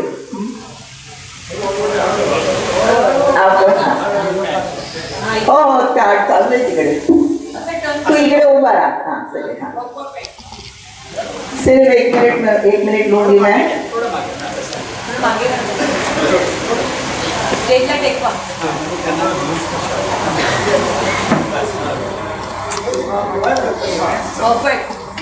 ओके, तो आप, मैं जैसा बोलेंगे आपको तो पता है, गाना, हिंदी गाना, जिंदगी एक सफर है सुहाना, 2 लाइन सिर्फ रिपीट करना है। जैसे मैं पहले बोलूंगी फिर आप रिपीट करोगे 2-3 बार, फिर अपना संतोष की बात। जिंदगी एक सफर है सुहाना, यहाँ चल जाओ तुम्हें जाना। जिंदगी एक सफर है सुहाना, यहाँ चल जाओ किसने जाना। अरे उड़ले उड़ले उड़ले उड़ले उड़ले उड़ले उड़ले उड़ले उड़ले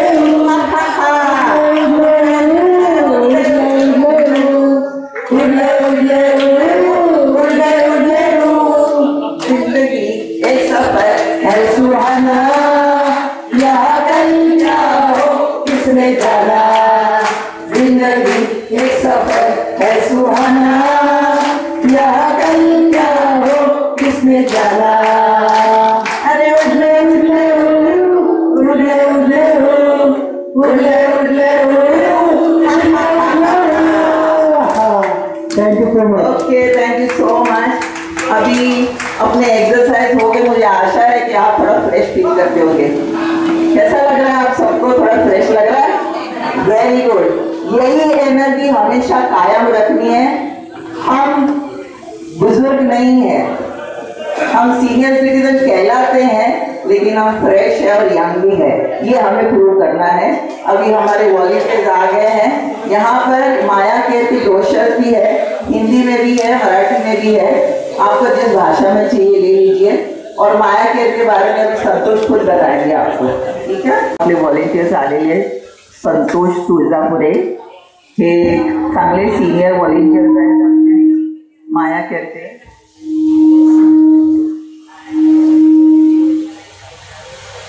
तर ते तुम्हाला खास माया केअरची सर्व्हिस काय आहे आणि हे घरी बसल्या बसल्या सगळी सर्व्हिस पुरवतात सगळ्यांना।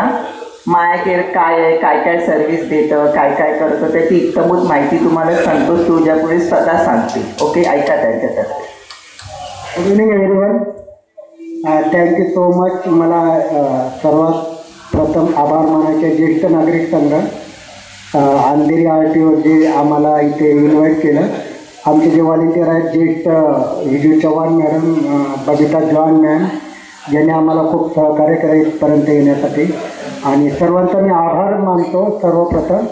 आणि मला बोलण्याचा जे मौका दिला त्यामुळे मी धन्यवाद।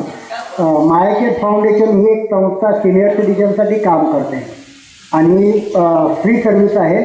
आणि माझं नाव संतोष महादेव तुळजापुरे आहे। मी घरी बसून ऑनलाईन काम करतो। जे सिनियर सिटीजन असतात त्यांना जी मदत होते, त्यांचा जो डेटा असतो त्यांना कोऑर्डिनेट करणे, त्यांच्यापर्यंत व्हॉलेंटियर पाठवणे, ते सर्व कामं आम्ही घरी बसून करतो। तर आमची सर्व्हिस काय आहे, माया केअर फाउंडेशन 2009मध्ये पुण्यापासून सुरुवात झालेली आहे आमची। आणि आमची जी सर्व्हिस असते सिनियर सिटीजनसाठी असते। म्हणजे आम्ही जे सिनियर सिटीजन असतात घरामध्ये एकटे असतात, म्हणजे त्यांना काय ग्रोसरी आणायचे असतील, हॉस्पिटलला जाण्यासाठी कोणाची मदत हवी असते हां, तर घरामध्ये आपले मुलं बाळं नातवंड सर्व असतात, पण ते बिझी असतात आजकालच्या काळामध्ये। तर तुमचं जे काम असतं हॉस्पिटलला जाणं असेल, ग्रोसरी आणणे असेल, तुमच्यासोबत थांबणे, तुमच्याशी गप्पा मारणे, कॉम्पनीशिप करणे, अशा प्रकारची कामं आम्ही फ्रीमध्ये करतो। पण एक अट आहे त्याची, कशी आठवड्यामध्ये एकदा किंवा आम्ही दोनदाही सर्व्हिस प्रोव्हाइड करतो। त्याचं कारण असं आहे, जे आमचे व्हॉलेंटियर आहेत ते मोकळ्या वेळेमध्येही कामं करतात, त्यांना मानधन किंवा पेमेंटचं अपेक्षा नसते, पण आम्ही त्यांना एक पर हवर 50 रुपयेप्रमाणे मानधन देतो आणि त्यांची जी काय ट्रॅव्हलिंग चार्ज असतो तो आम्ही त्यांना त्यांच्या अकाउंटमध्ये पाठवतो, जेणेकरून त्यांच्या खिशातून काही जाऊ नये। आणि आमचा उद्देश एवढाच आहे की आम्ही सिनियर सिटीजनपर्यंत जास्तीत जास्त मदत पुरवू शकेल।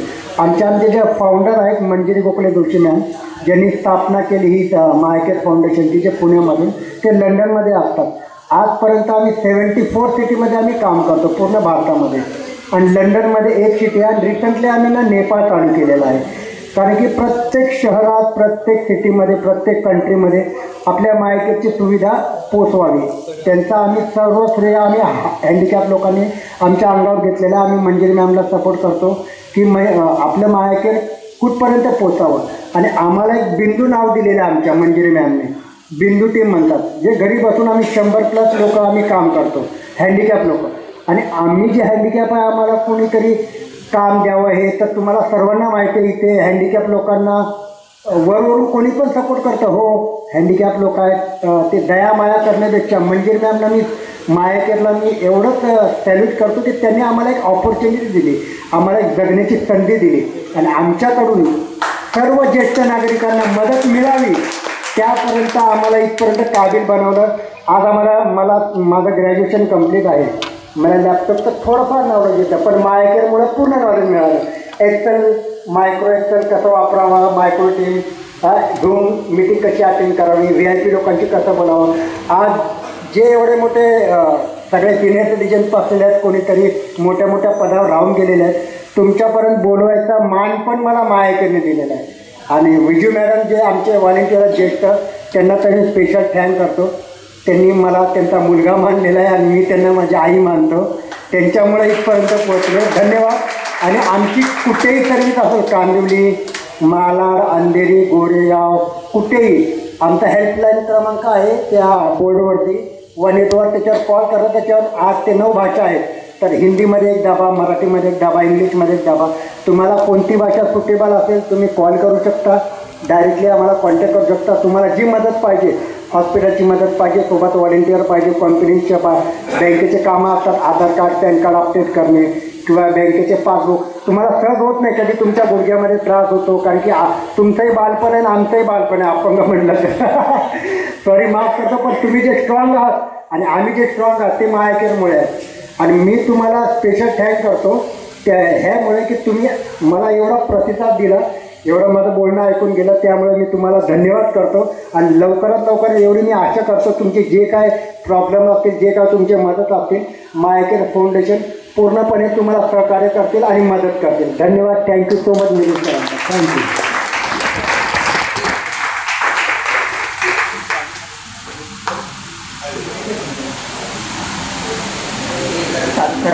हां, ओके.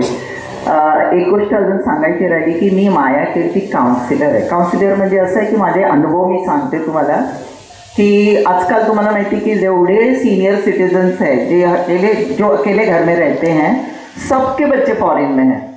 आपको पता होगा 99% सबके बच्चे हैं ना.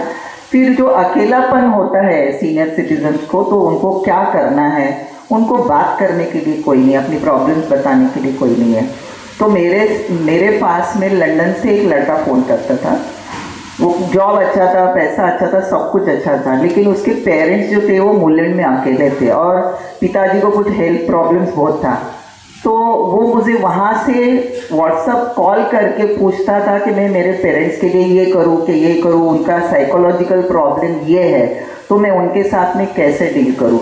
तो ये सब काउंसलिंग जो था वो लंदन में रह के मुझसे फ़ोन पे बात करता था और करता था. तो मतलब हम लोग फ़ोन के ऊपर बहुत सारे प्रॉब्लम सॉल्व कर सकते हैं, समझे ना. तो ऐसा नहीं है, ज़रूरत पड़ती है तो हम फिज़िकली हेल्प भी करते हैं. डॉक्टर के पास लेके जाओ, अपॉइंटमेंट है तो बैंक में लेके जाओ, बैंक का बुक्स अपडेट करो, जो भी 1.5-2 घंटे की जो सर्विस है वो हम देते हैं. लेकिन बहुत सारी चीज़ें हैं जो सीनियर सिटीजन आपस में बात करके या काउंसलिंग करके सॉल्व कर सकते घर में बैठ के. तो अगर किसी को कुछ भी प्रॉब्लम होता है कि भाई अभी मैं बहुत बोर हो गया, मुझसे कोई बात ही नहीं कर रहा है, टोल फ्री पे नंबर कर सकते हैं, उनको बोल सकते हैं कि हमको कोई वॉलेंटियर्स का नंबर दो. तो आप बोल सकते हैं कि भाई मेरा ये दुख रहा है, मेरा वो दुख रहा है, मेरा ये, उतना भी अगर आप बात करो तो मन हल्का हो जाता है. सीनियर सिटीजन के लिए बहुत ज़रूरी होता है कि मुझे कोई सुनने वाला चाहिए या मेरे दुख सुनने वाला चाहिए, जानने वाला चाहिए. ये भी बहुत एक बड़ी मदद होती है सीनियर सिटीजन्स को. और हमारे बहुत सारे चीज़ें हैं जो हम लोग जैसे ज़रूरत है उसके हिसाब से करते हैं. ऐसे ज़रूरी नहीं कि आपको बहुत सारा पैसा दे के ही खरीदना है. देखो आप बहुत साइकियाट्रिक डॉक्टर के पास जाते हो, उनके पास तो कितनी सारी डिग्री होती. मैं एक मिसाल देती हूँ आपको. मेरी एक सहेली थी, अच्छी वेल टू डू थी, उसको क्या प्रॉब्लम था पता नहीं. वो हर बार जाती थी डॉक्टर के पास में, बोलती थी मेरे पेट में इधर ये हो रहा है, पत्थर हो गया, खाना पचता नहीं है. तो मैंने उसको बोला कि क्यों तू डॉक्टर के पास जाए. तो वो क्या करता है, बोले वो साइकियाट्रिस्ट है, बहुत बड़ी लंबी डिग्री है उसकी. मैं बोली तू करती क्या है उसके पास में जाते. कुछ नहीं, मैं जाके उसको सब कुछ बताती हूँ, मेरा ये हो गया, मेरा वो हो गया, मेरा. तो वो करता क्या है, तो बोलते कुछ नहीं, वो खाली सुन लेता है, मेरे को खाली सुन लेता है. मैं बोली ये काम तो कोई भी कर सकता है, एक डॉक्टर की डिग्री की क्या ज़रूरत है तुमको. तो ये काम जो है साइकियाट्रिस्ट का, ये भी मायाकेयर करती है और वो इनके थ्रू करती है. जो देखो आप अगर उनको देखोगे तो ऐसा लगे कि मेरा दुख तो कुछ भी नहीं है आज, लेकिन है वो परिस्थिति में वो उसके ऊपर मात करके जिस तरह से सेवा दे रहे, सेवा कर रहे, वो काबिले तारीफ है. मुझे तो ऐसा लगता है. और इनको अगर मैंने बेटा माना है तो उसकी भी कोई वजह है कि मैं उनको जब देखती तो मुझे लगता है कि भाई ये दुनिया क्या है. इसके लिए मैंने कहा कि ज़िंदगी एक सफ़र है सुहाना, यहाँ कल क्या होगा किसने ना जाना. तो यही ज़िंदगी का फंडा है और यही समझना चाहिए. और जितना हो सके ना आप बात कीजिए, दिल खोल के बात कीजिए, एक्सरसाइज कीजिए, कुछ तो कुछ सीखते रहिए. सीनियर सिटीजन एक बार है ना रिटायर हो जाते हैं ना, तो उनको ऐसा लगता है कि हमारा रिश्ता ही टूट गया दुनिया से। फिर वो कुड़ते रहते हैं, झगड़े करते हैं, किटकिट करते। ऐसी अपनी तरफ से किसी को अगर तकलीफ हो, ऐसा बर्ताव बिल्कुल भी नहीं होना चाहिए, ये मेरा कहना है। और कोई ना कोई चीज़ से जुड़े रहो, किसी की सेवा करो, कुछ सीखते रहो। हमेशा हर इंसान ने ज़िंदगी भर एक स्टूडेंट रहने से उसका जितना फ़ायदा होता है उतना टीचर्स होने से नहीं होता है, ऐसा मुझे लगता है। तो आप वो अपनी ज़िंदगी में आजमाइए, देखो आपको बहुत फ़र्क पड़ेगा। मुझे भी सर से लेकर पैर तक प्रॉब्लम्स है, हेल्थ प्रॉब्लम्स है, लेकिन कोई बोलेगा नहीं। लेकिन जब आप दुनिया में बाहर निकलते हो, सब कुछ भूल जाते हो और आपको बहुत आनंद आता है। वो आनंद पाने की कोशिश कीजिए, मेरा इतना ही कहना है। Thank you so much.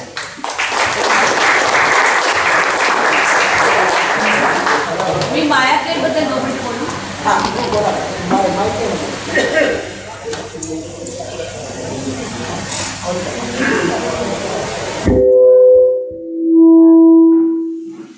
Hello, नमस्कार.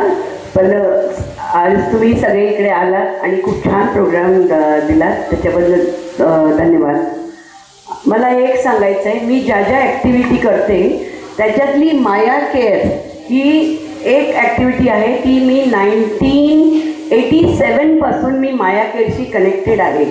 आणि त्यांनी जसं एक्सप्लेन केलं की काउन्सिलर म्हणून, मी काउन्सिलर म्हणून पण ते काम केलेलं आहे. प्लस थेरपिस्ट, व्हॉईस थेरपिस्ट त्याच्यासाठी पण मी घेतलेली होती फोर बंगलोजला. आणि जे सिनियर सिटीजनचे जे जे काही प्रॉब्लेम यांनी जे सांगितले, म्हणजे हे जे सिनियर सिटीजन आहेत ना, हे यंग आहेत. मला नाही वाटत असे काही प्रॉब्लेम तुम्हाला येतील म्हणून.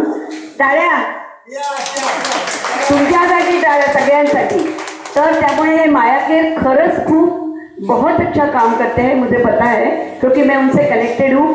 हमें उन्होंने आई कार्ड दिया है तभी 1987 में. तो वो जब हम किसी के घर में जाते हैं तो उन्हें पता होना चाहिए कि कौन आया है. इसके लिए मैडम ने मंजिरी गोखले, राइट, उन्होंने आई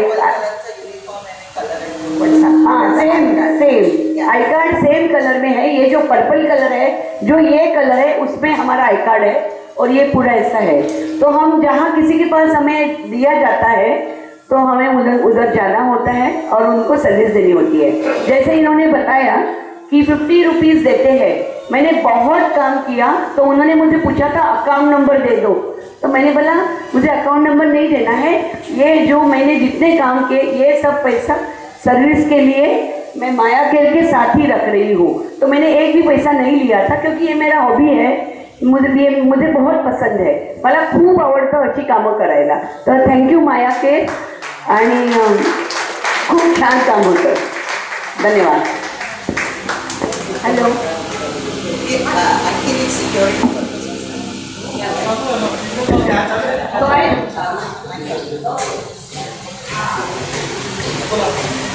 माया केअरमध्ये आम्ही जेव्हा एखाद्याची रिक्वेस्ट येते ना टोल फ्रीवरून, तर त्याला डायरेक्ट घरी पाठवत नाही. सिक्युरिटी पर्पजसाठी फार महत्त्वाचं आहे. कारण तो जो व्हॉलेंटियर ज्या ज्या एरियामध्ये असेल, ज्या ज्या एरियामधली जी रिक्वायरमेंट असेल, सर्व्हिस असेल, त्या एरियातला व्हॉलेंटियर रजिस्टर असतो माया केअरमध्ये, त्याचं आय कार्ड असतं. आणि माया केअर नेहमी बॅच घालून फिरतो. दुसरी गोष्ट, पर्पल कलर हा त्यांचा फेवरेट कलर, माया केअरचा ब्रँड कलर आहे. मी पण आज पर्पल मुद्दाम घातलं, मी दुसरा कलर घालू शकले असते. बघा आमचा व्हॉलेंटियर आहे, त्यांनी पण कॅप घातलेली आहे, मी कॅप नाही घातली. पण सगळे व्हॉलेंटियर्स आहेत ते आय कार्ड असतं, पर्पल कलरची कॅप असते, ही आयडेंटिटी आहे. आणि ते व्हेरीफाय केल्यानंतरच आम्ही सिनियर सिटीजनच्या घरी सर्व्हिससाठी पाठवतो. विदाऊट व्हेरिफिकेशन आणि रजिस्ट्रेशन आम्ही असं डायरेक्ट कोणाच्या घरी पाठवत नाही, because it is a security purpose. समजलं ना? तर ही फार महत्त्वाची गोष्ट, आणि त्याच्यासाठी आमची मुलं सगळी घरात बसून कामं करत असतात. म्हणून आम्ही त्यांना बॅकस्टेज वर्कर म्हणतो. But they are very important to run the show. That is very very important. आणि म्हणून त्यांना इम्पॉर्टन्स आहे. आणि जे तुम्ही काय त्यांना द्यायचं असेल तर ते तुम्ही त्यांना डायरेक्ट न देता संस्थेच्या थ्रू द्यायचं. जे काय असेल ते तुम्ही चेकनी द्या, कॅशनी द्या, पण ते संस्थेला द्या, समजलं. आणि कुठच्याही व्हॉलेंटिअरला आम्हाला सर्व्हिस दिल्यानंतर तिथल्या तिथे पैसे द्यायची जरूर नाही. ही सर्व्हिस पूर्ण फ्री आहे, पण जे काय द्यायची इच्छा असेल ते संस्थेला दिलं पाहिजे. फक्त एवढंच आहे. कारण मी माझ्या वाढदिवसाच्या दिवशी माया केअरला चेकनी डोनेशन देते आणि माया केअरचे व्हॉलेंटियर्स माझ्या घरी येऊन केक कापून माझं बर्थडे सेलिब्रेट करतात. मला खूप आवडतं ते. मॅडम एक प्रश्न की जर कुणाला व्हॉलेंटियर म्हणून आमच्याकडे कोणाला यायचं ओके, हां, तर ती प्रोसिजर सांगा. ओके. आता समजा बरेचसे जण असे असतात की आता काय करायचं आपल्याला. ठीक आहे, काय आहे ना, तुम्ही जेवढं देता ना तेवढं तुमच्याकडे येतं. बघा आता तुम्हाला असं वाटेल ठीक आहे ना, एका सिनियर सिटीजनची गप्पा मारल्या तर ती पण एक सेवाच आहे ना. तर मग असं होतं काय काही जणांना की चला मी पण व्हॉलेंटियर म्हणून काम करते. तर टोल फ्रीवरतीच फोन करायचा की मला व्हॉलेंटियर म्हणून तिथे रजिस्टर करायचं आहे. तुमचं नाव, तुमचं डिटेल्स, तुमचा इंटरव्ह्यू घेतला जातो. ज्या मंजिरी मॅडम लंडनवरून झूमवरती तुमचा इंटरव्ह्यू घेतात आणि त्या इंटरव्ह्यूमध्ये अप्रूव्ह करूनच मग तुम्हाला अप्रूव्ह करतात की ॲज अ व्हॉलेंटियर म्हणून मग तुम्ही रजिस्टर होता. तर ह्या फार महत्त्वाच्या गोष्टी आहेत. त्या दृष्टीने आम्ही ज्यांना कोणाला इच्छा आहे सेवा द्यायची आहे, व्हॉलेंटियर व्हायची, त्यांनी खुशाल व्हावं. तुम्ही जेवढं द्याल तेवढं तुम्हाला आनंद मिळेल. आमचे बरेचसे व्हॉलेंटियर्स आहेत ते ओल्ड एज होमला व्हिजिट करतात. बरेचसे ओल्ड एज होमला व्हिजिट करतात. आता आमच्या मॅडम आहेत तिकडे, जॉन मॅडम आहेत, त्या रेग्युलरली ओल्ड एज होमला जातात. तुला बोलायचं आहे? हां, तर काय बोल.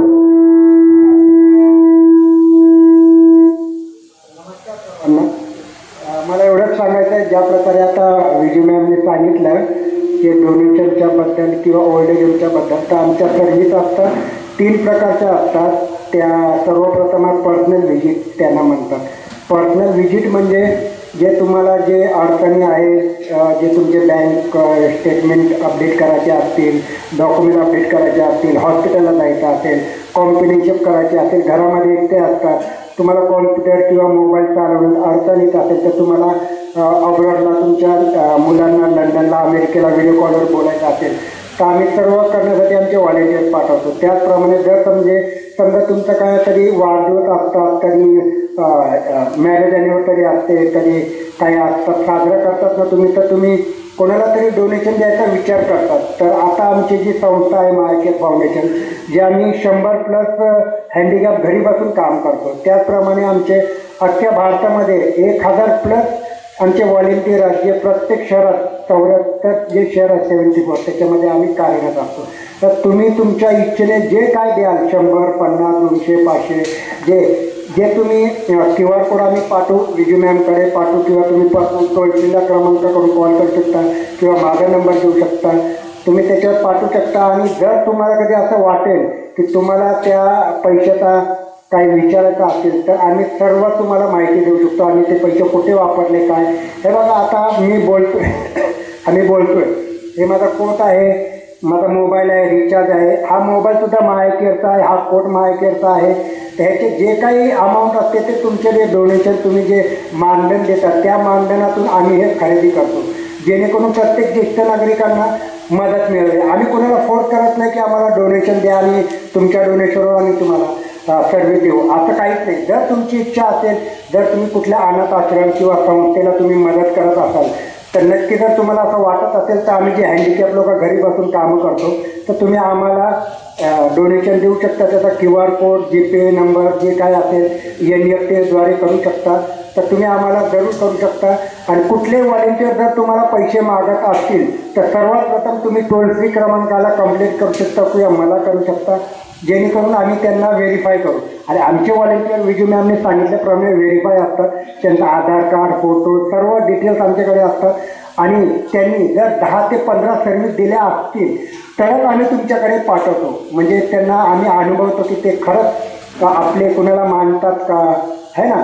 कोणीतरी चोऱ्या वगैरे करून जातात, ज्येष्ठ नागरिक घाबरतात की बाबा आमची सेफ्टी इम्पॉर्टंट आहे, तुमचे मुलं तुम्हाला घरी वगैरे एकटे टाकून, म्हणजे एकटे टाकणं हे चुकीचं आहे. कधी त्यांनाही परिवार आहे, संसार आहे, ते त्यांचा संसार बघतात आणि तुम्हालाही त्यांना बघणं गरजेचं असतं. ते तुम्हाला घरी ठेवतात किंवा ओल्ड एज होममध्ये ठेवतात, ह्याचा अर्थ असा नाही की ते तुमच्याकडे दुर्लक्ष करतात. ते तुम्हाला एक सेफ्टी ठेवून ते स्वतःचं जीवन जगण्याचा प्रयत्न करतात. तर प्लीज मुलांना बाळांना पण चुकीचं समजण्यापेक्षा तुम्ही त्यांना कॉपरेट करू शकता, कारण की तुम्ही आईवडील आहात आणि मी सुद्धा एक मुलगा आहे, मला पण एक बोलायची संधी दिली त्यामुळे धन्यवाद. तर काही जर गरज पडल्यास तर माय केअर फाउंडेशन तुमच्यासोबत नक्कीच कायमस्वरूपी राहील, याबद्दल काही दोराय आहे नाही. तो थँक्यू सो मच, धन्यवाद, थँक्यू, बाय.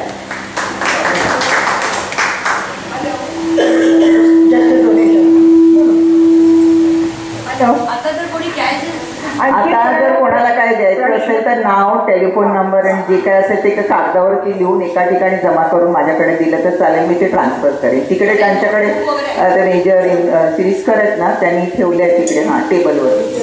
जे काय असेल ना, you give it to them.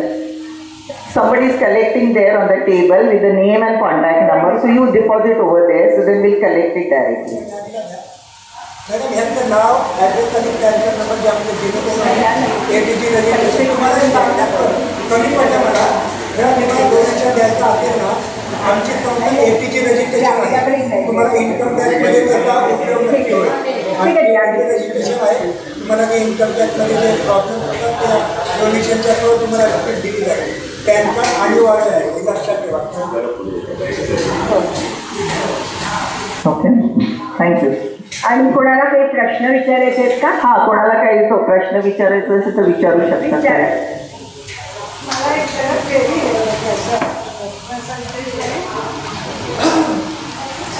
त्यांना माहिती आहे.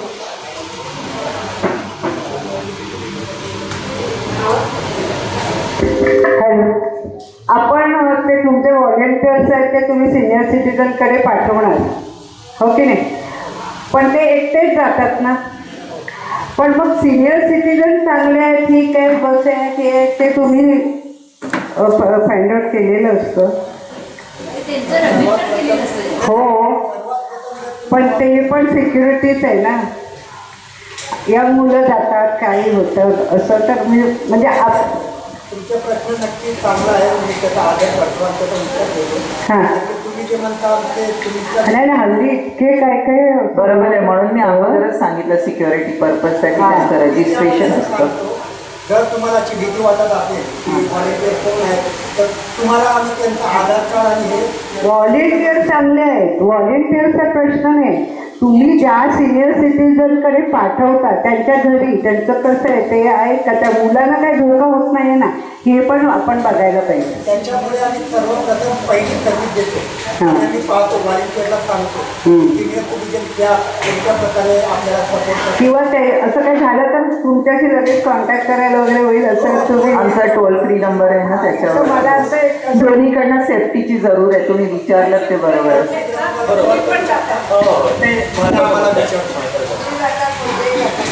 आणि जेव्हा व्हॉलेंटियर्स येतात तेव्हा तुम्हाला अगोदर इन्फॉर्म केलं जातं की अमुक अमुक व्यक्ती येते म्हणून, समजलं ना. म्हणजे दोघांना माहिती असतं की आपल्याकडे कोणी येणार आहे. जाणाऱ्या व्हॉलेंटियर्सला पण माहिती असतं कोणाकडे जायचं. सर्वांना अनाउन्स करा की मुंबईमधून फक्त 4 मुलं कोऑर्डिनेटरचा एक संतोष तुळजापुरे, एक संचा सुभेदार कदम, मोनिका आणि माधुरी आणि साई. ती 4 ती 5 नावं जी व्हॉलेंटियर्स आहेत ना ते सगळं हँडल करतात आणि ते अगोदर सांगतात. त्यांची नावं आता त्यांनी सांगितलं ना, संतोष तुळजापुरे एक मेन आहे, सविता सुभेदार आणि एक माधुरी एक आहे, माधुरी करकरी मॅडम आणि मोनिका गडंकुट मॅडम, सायली शर्मा मॅडम. हे 5 आम्ही मुंबईतीलचे कोऑर्डिनेटर आहोत. इथे घरी बसून काही तुमचा प्रॉब्लेम असेल, जरी तुम्हाला हेल्पलाईन जर तुम्हाला हाताळता येत नसेल तर कृपया करून तुम्ही माझा नंबर पर्सनली घेऊ शकता, किंवा विजू मॅडम आहेत त्यांचा नंबर तुम्ही डायल करू शकता. ते बिझी असतात खूप, ॲक्च्युली त्यांना कॉल करण्यापेक्षा मला कॉल केला तर इझी होईल. मी सतर्क 24 तास बोलतो तुम्हाला. आमचं कामचं फक्त 8 तास असतं. मी तुम्हाला आवर्जून एक काय म्हणतात त्याला वचन देतो, 24 तास कधीही कॉल करा, मी अवेलेबल असेल. तुमचे काही प्रॉब्लेम असतील, तुम्ही अडचणीत आहात तर व्हॉलेंटियर थ्रू जर मदत नाही झाली तर काउन्सलिंग मी करू शकतो. माझं इतिहासामध्ये प्रभुत्व आहे. मी PhD करणार होतो पण आर्थिक परिस्थितीमुळे मी मागे राहिलो. पण काही प्रॉब्लेम असेल बघा, मी असं कोणाला बोलत नाही की कोणी मेंटली प्रॉब्लेम असेल, नाही. त्याला प्रॉब्लेम म्हणण्यापेक्षा सॉल्युशन म्हणजे समजा तुम्हाला गप्पा मारणे असेल तर कोणी घरात येण्यापेक्षा तुम्हाला फोनवरती तुमचं समाधान असेल तर मी तुम्हाला बोलू शकतो की कशाप्रकारे आपलं जीवन आहे. मी लहान आहे तुमच्यापेक्षा, तुमच्या मुलाचं मन आहे, पण आपण लहान जीवन कसं जातं. सिनियर सिटीजन म्हणजे उतार वयच असतं, त्याला कोणी समजून घेत नाही. सगळेजण म्हणतात अरे तुम्ही घरात बसा ना, आई पप्पा आजी आजोबा तुम्हाला काय करायचं आहे. हे न्यू जनरेटर आहे तर त्यांचा विचार करायची पद्धत वेगळी असते. पण तुम्ही जे अनुभवलात, जे तुम्ही आम्हाला शिक्षण दिलात, आम्हाला जगण्याचा मौका दिलात, आम्हाला वाढवलं, जन्म दिला, तर आमचं कर्तव्य आहे की तुम्हाला तुमचं जे काय उतार वयामध्ये जे तुमची इच्छा असेल की तुमची इच्छा कुणाला बोलण्याची असेल, काय खायची असेल, पियाची असेल, फिरायची असेल तर माय केअर फाउंडेशन त्याच्यासाठी सतर्क राहीलच हमेशा. आणि मी माझ्याकडून वचन देतो 24 तास कधी मला कॉल करा, मी तुम्हाला नक्की मदत करेल. व्हॉलेंटियर नाही झाले तर मी स्वतः माझ्या गाडीने येऊन तुम्हाला तुमचं समाधान करून देईल. तर त्यासाठी निश्चिंत राहा. धन्यवाद. Thank you so much. धन्यवाद. आता आपको कुछ पूछना है? ब्रोशर्स आहेत का? ब्रोशर्स? हां, मी ब्रोशर्स वाटते. हिंदीमध्ये पण आहे, इंग्लिशमध्ये पण आहे, मराठीमध्ये पण आहे. तुम्हाला कशी पाहिजे? मोस्टली सगळे इंग्लिशमध्ये चालतील. I will distribute.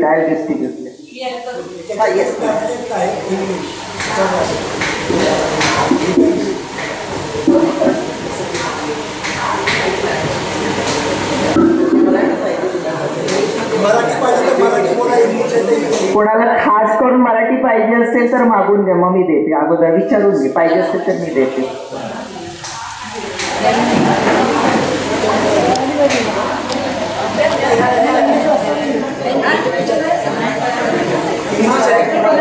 मराठी माझ्याकडे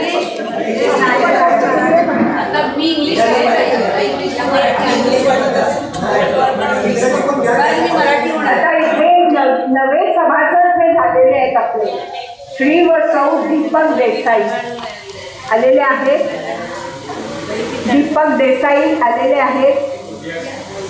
हां, तर आपण पुढे यावं.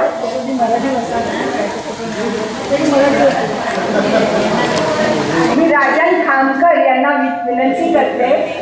खामकर सर कुठे आहेत? मी राजन खामकर यांना विनंती करते की फुल ना फुलाची पाकळी हा पुष्पगुच्छ देऊन त्यांचं स्वागत करावं. खामकर सर हे आपले मिस्टर देसाई नवीन स्वागत आपलं.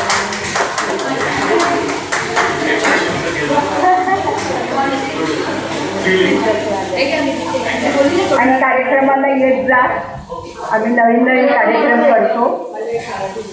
बरं, इथे रीता तलवार चेअरमन सात बंगला सिनियर सिटीजन्स असोसिएशन या आलेल्या आहेत.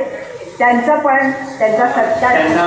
मी आमच्या डॉक्टर कृष्णा मॅडमना विनंती करतो की त्यांनी त्यांचा उच्चरण सन्मान करावा.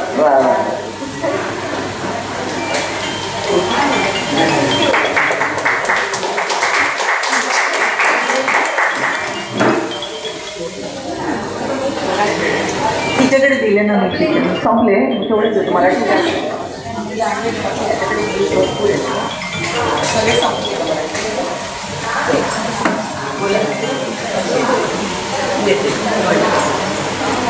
तिच्याकडे मराठी आहेत का? संपले. मराठी जास्त आणले होतं, मला माहिती नव्हतं तुम्हाला मराठी पाहिजे. तुम्ही जास्त मराठी आहे. इंग्लिश मराठी फिगर तर तेच समजते ना. अजून कोणाला ब्रोशर्स पाहिजे असेल तर घेऊन जा. गिविंग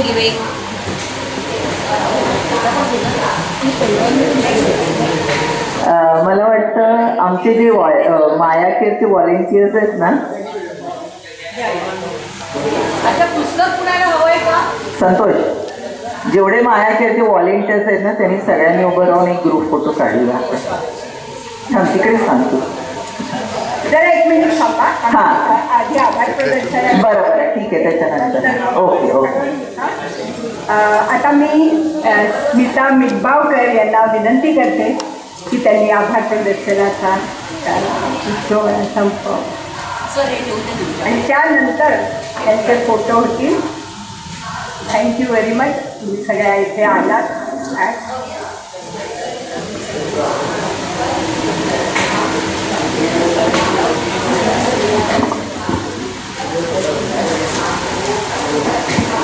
नागरिक संघ RTO अंधेरी पश्चिम या संस्थेतर्फे आजचा आपला हा कार्यक्रम सादर करण्यात आला. या कार्यक्रमासाठी आजचे प्रमुख पाहुणे होते रविराज सादर करते रविराज गंदे आणि मिसेस गंदे. आता त्यांच्याबद्दल मी थोडंसं सांगते. त्यांनी सुरुवातीलाच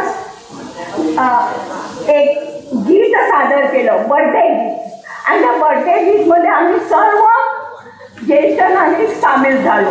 त्या लहान मुलांप्रमाणे आम्ही त्यांच्यामध्ये नाचलो, गायलो, सगळं गाणी म्हटलं आणि त्यांनी आम्हाला आमचं वयच विसरवायला लावलं. थँक्यू गंदे मॅडम. त्यानंतर आमचं वय विसरायला लावणं हे महत्त्वाचं आहे आणि त्यासाठी आम्ही येथे येत असतो. दुसरं आम्ही गंदे साहेबांना बोलते, रविराज गंदे या वास्तूमध्ये आले आणि त्यांनी वास्तूची स्तुती केली.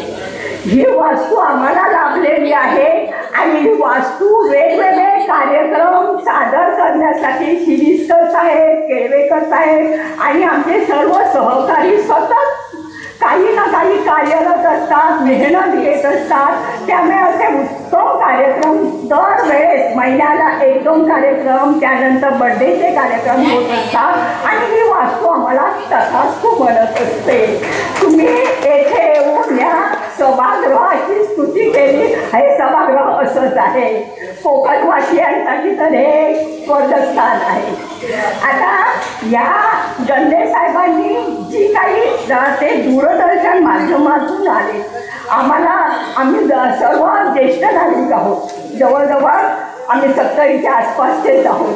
त्यामुळे त्यावेळेस 1965 वर्ष आता या दूरदर्शनला झालेली आहे. 65वा वर्धापन दिन साजरा झालेला आहे आणि आम्हाला त्यावेळेस दूरदर्शनचेच कार्यक्रम बघायला मिळत होते आणि त्यांनी जे वृत्तनिवेदिका किंवा जे काही सांगितले, स्मिता पाटील असून दे किंवा कोणी असून दे, त्यांना आम्ही प्रत्यक्ष पाहिले आहे कार्यक्रमातून किंवा इतर सर्व गोष्टीतून आणि ते आमच्या नजरेसमोर त्यांनी प्रत्यक्ष उभे केले. त्यांनी त्यांच्या मुलाखती घेतल्या आणि त्यांचं पुस्तक या ठिकाणी त्यांनी सादर केलेलं आहे. कोणाला हवं तर त्यांनी घ्यावं. परंतु आम्ही त्या पु ल देशपांडे, सुधीर फडके किंवा इतर कोणतेही कलाकार, लेखक, सुलोचनाबाई यांचे आम्ही पिक्चर सगळं बघत आलेलो आहोत आणि तो काळ 70 पासूनचा काळ त्यांनी आमच्या नजरेसमोर आणलेला आहे. रविराज गंदे आपले खूप खूप आभार, कारण आमच्यासमोर तुम्ही अशा प्रकारचे उत्कृष्ट जे होऊन गेलेले, आता सुलोचनाताई नाही आहेत, सुधीर फडके साहेब नाही आहेत, पु ल देशपांडे नाही आहेत, जे आपले महाराष्ट्राचे भूषण होते आणि ते आमच्या डोळ्यासमोर त्यांचं चारित्र्य तुम्ही तुमच्या मुलाखतीतून पुस्तकात छापलेलं आहे. परंतु त्याचं जे काही मुलाखत घेताना आलेले अनुभव, आता मुलाखत घेताना जे अनुभव आहे त्याचा अभ्यास देखील तुम्हाला करावा लागला असेल आणि तो तुम्ही आमच्यासमोर सादर केला, त्याबद्दल धन्यवाद आणि मानावे तेवढे उपकार कमीच आहे. केळवेकर साहेबांनी तुमचं लगेच कौतुक केलेलं आहे. त्यानंतर आपले माया केअर फाउंडेशनचे इथे हजर असलेल्या व्यक्ती, वृद्धांसाठी मोफत सेवा. आम्हाला वृद्ध मानतच नाही. कोणी मानतं का? नाही. आमच्या इथे सर्व ज्येष्ठ नागरिक आहे. आम्हाला सर्व बालपण बहाल केलेलं आहे असंच मानतो. त्यामुळे इथे कार्यक्रमाला येतो, कार्यक्रम मजा करतो, सर्व प्रकारे सगळ्यांचे अनुभव घेतो, त्यामध्ये सहभागी होतो. निरनिराळे कार्यक्रम इथे होत असतात. बुद्धिबळ, कॅरम स्पर्धा, त्यानंतर गाणी आणि त्यामध्ये हे सर्व निवृत्त झालेले ज्येष्ठ नागरिक सहभागी होत असतात आणि आपला उर्वरित वेळ आनंदात घालवत असतात. अजिबात त्यांना काही कशाची चिंता नसते. येऊन 1-2 तास येतात, मस्त मजा घेतात. मी गंदे साहेबांना सांगते की आमचा RTO संघ वाचनालय पेटी चालवते गेली 12-14 वर्ष. त्यामुळे त्यांना सगळे लेखक, कवी सगळे माहिती आहेत. प्रत्येक दर 3 महिन्याला 100 पुस्तकांची पेटी आमच्याकडे येते. नाशिक मैथून रत्नाची प्रतिष्ठानची, आणि त्या पुस्तकाच्या पेटीवर आमच्या जवळजवळ 1400 सभासद आहेत आणि ते सभासद सतत त्या पुस्तकाच्या वाचनाचा आस्वाद घेत असतात. पुस्तक मंगळवारी एखादी रजा आली, उदाहरणार्थ आता अनंत चतुर्दशी होती, तरी विचारता होते आज पुस्तक घेता येईल का, वाचनालय चालू आहे का. इतके आमचे ज्येष्ठ नागरिक जागरूक असतात. म्हणजे वाचनाची वाचलेल्यासाठी एक परत मी आता त्यांच्याकडे देतोय. आणि 14 वर्ष चालू आहे. ज्यावेळेस करोनाचा काळ होता तेव्हाही आमची वाचन संस्कृती जागरूक होती आणि या वाचन संस्कृतीमुळे ज्येष्ठ नागरिक संघ आहेत आणि वाचन संस्कृती पण आहे. त्यामुळे बौद्धिक आणि इतर गोष्टी याचा मेळ या ठिकाणी घातला जातो. आता माया केअर फाउंडेशनच्या मॅडमनी इथे आमचे मस्तपैकी काय घेतलेले आहे, शारीरिक काय घेतले, हास्य जत्रा सर्व झालेलं आहे. सकाळचा हास्य क्लब चालतो, परंतु आम्ही इथे 5 मिनिटं मस्तपैकी हास्य क्लब अनुभवलेला आहे आणि सर्व प्रकारच्या व्यथा विसरलो. उजवीकडून हा नमस्कार आम्ही केला होता, तो देखील केलेला आहे. म्हणजे लक्षासमोर नमस्कार पाठीमागे, वा किती छान की नाही. समोरून आपण नमस्कार करतच असतो, परंतु पाठीमागून देखील नमस्कार केलेला आहे. आणि त्यांनी आपल्या माया केअर फाउंडेशनतर्फे होणाऱ्या ज्या ज्या काही सुविधा आहेत, त्यानंतर या स्पेशल व्यक्तींनी केलेली ज्येष्ठ नागरिकांसाठी सेवा आहे, त्याचा फायदा तुम्ही सगळ्यांनी घ्यावा. आणि त्यानंतर अशा प्रकारे आम्हाला संधी दिल्याबद्दल धन्यवाद. आता थँक्यू मॅडम. आता आपला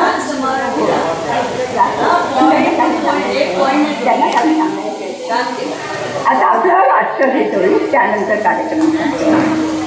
तुम्हाला काही सांगायचं आहे का? नाही ना, ओके, थँक्यू.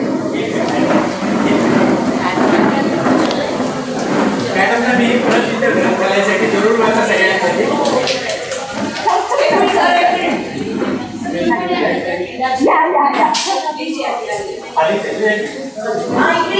फोटो व्यवस्थित असू दे. तुम्ही शेक्सपियर सर या, याच्यात नंबर आहे माझा, कसं वाटलं ते देखील फोन करून कळवा.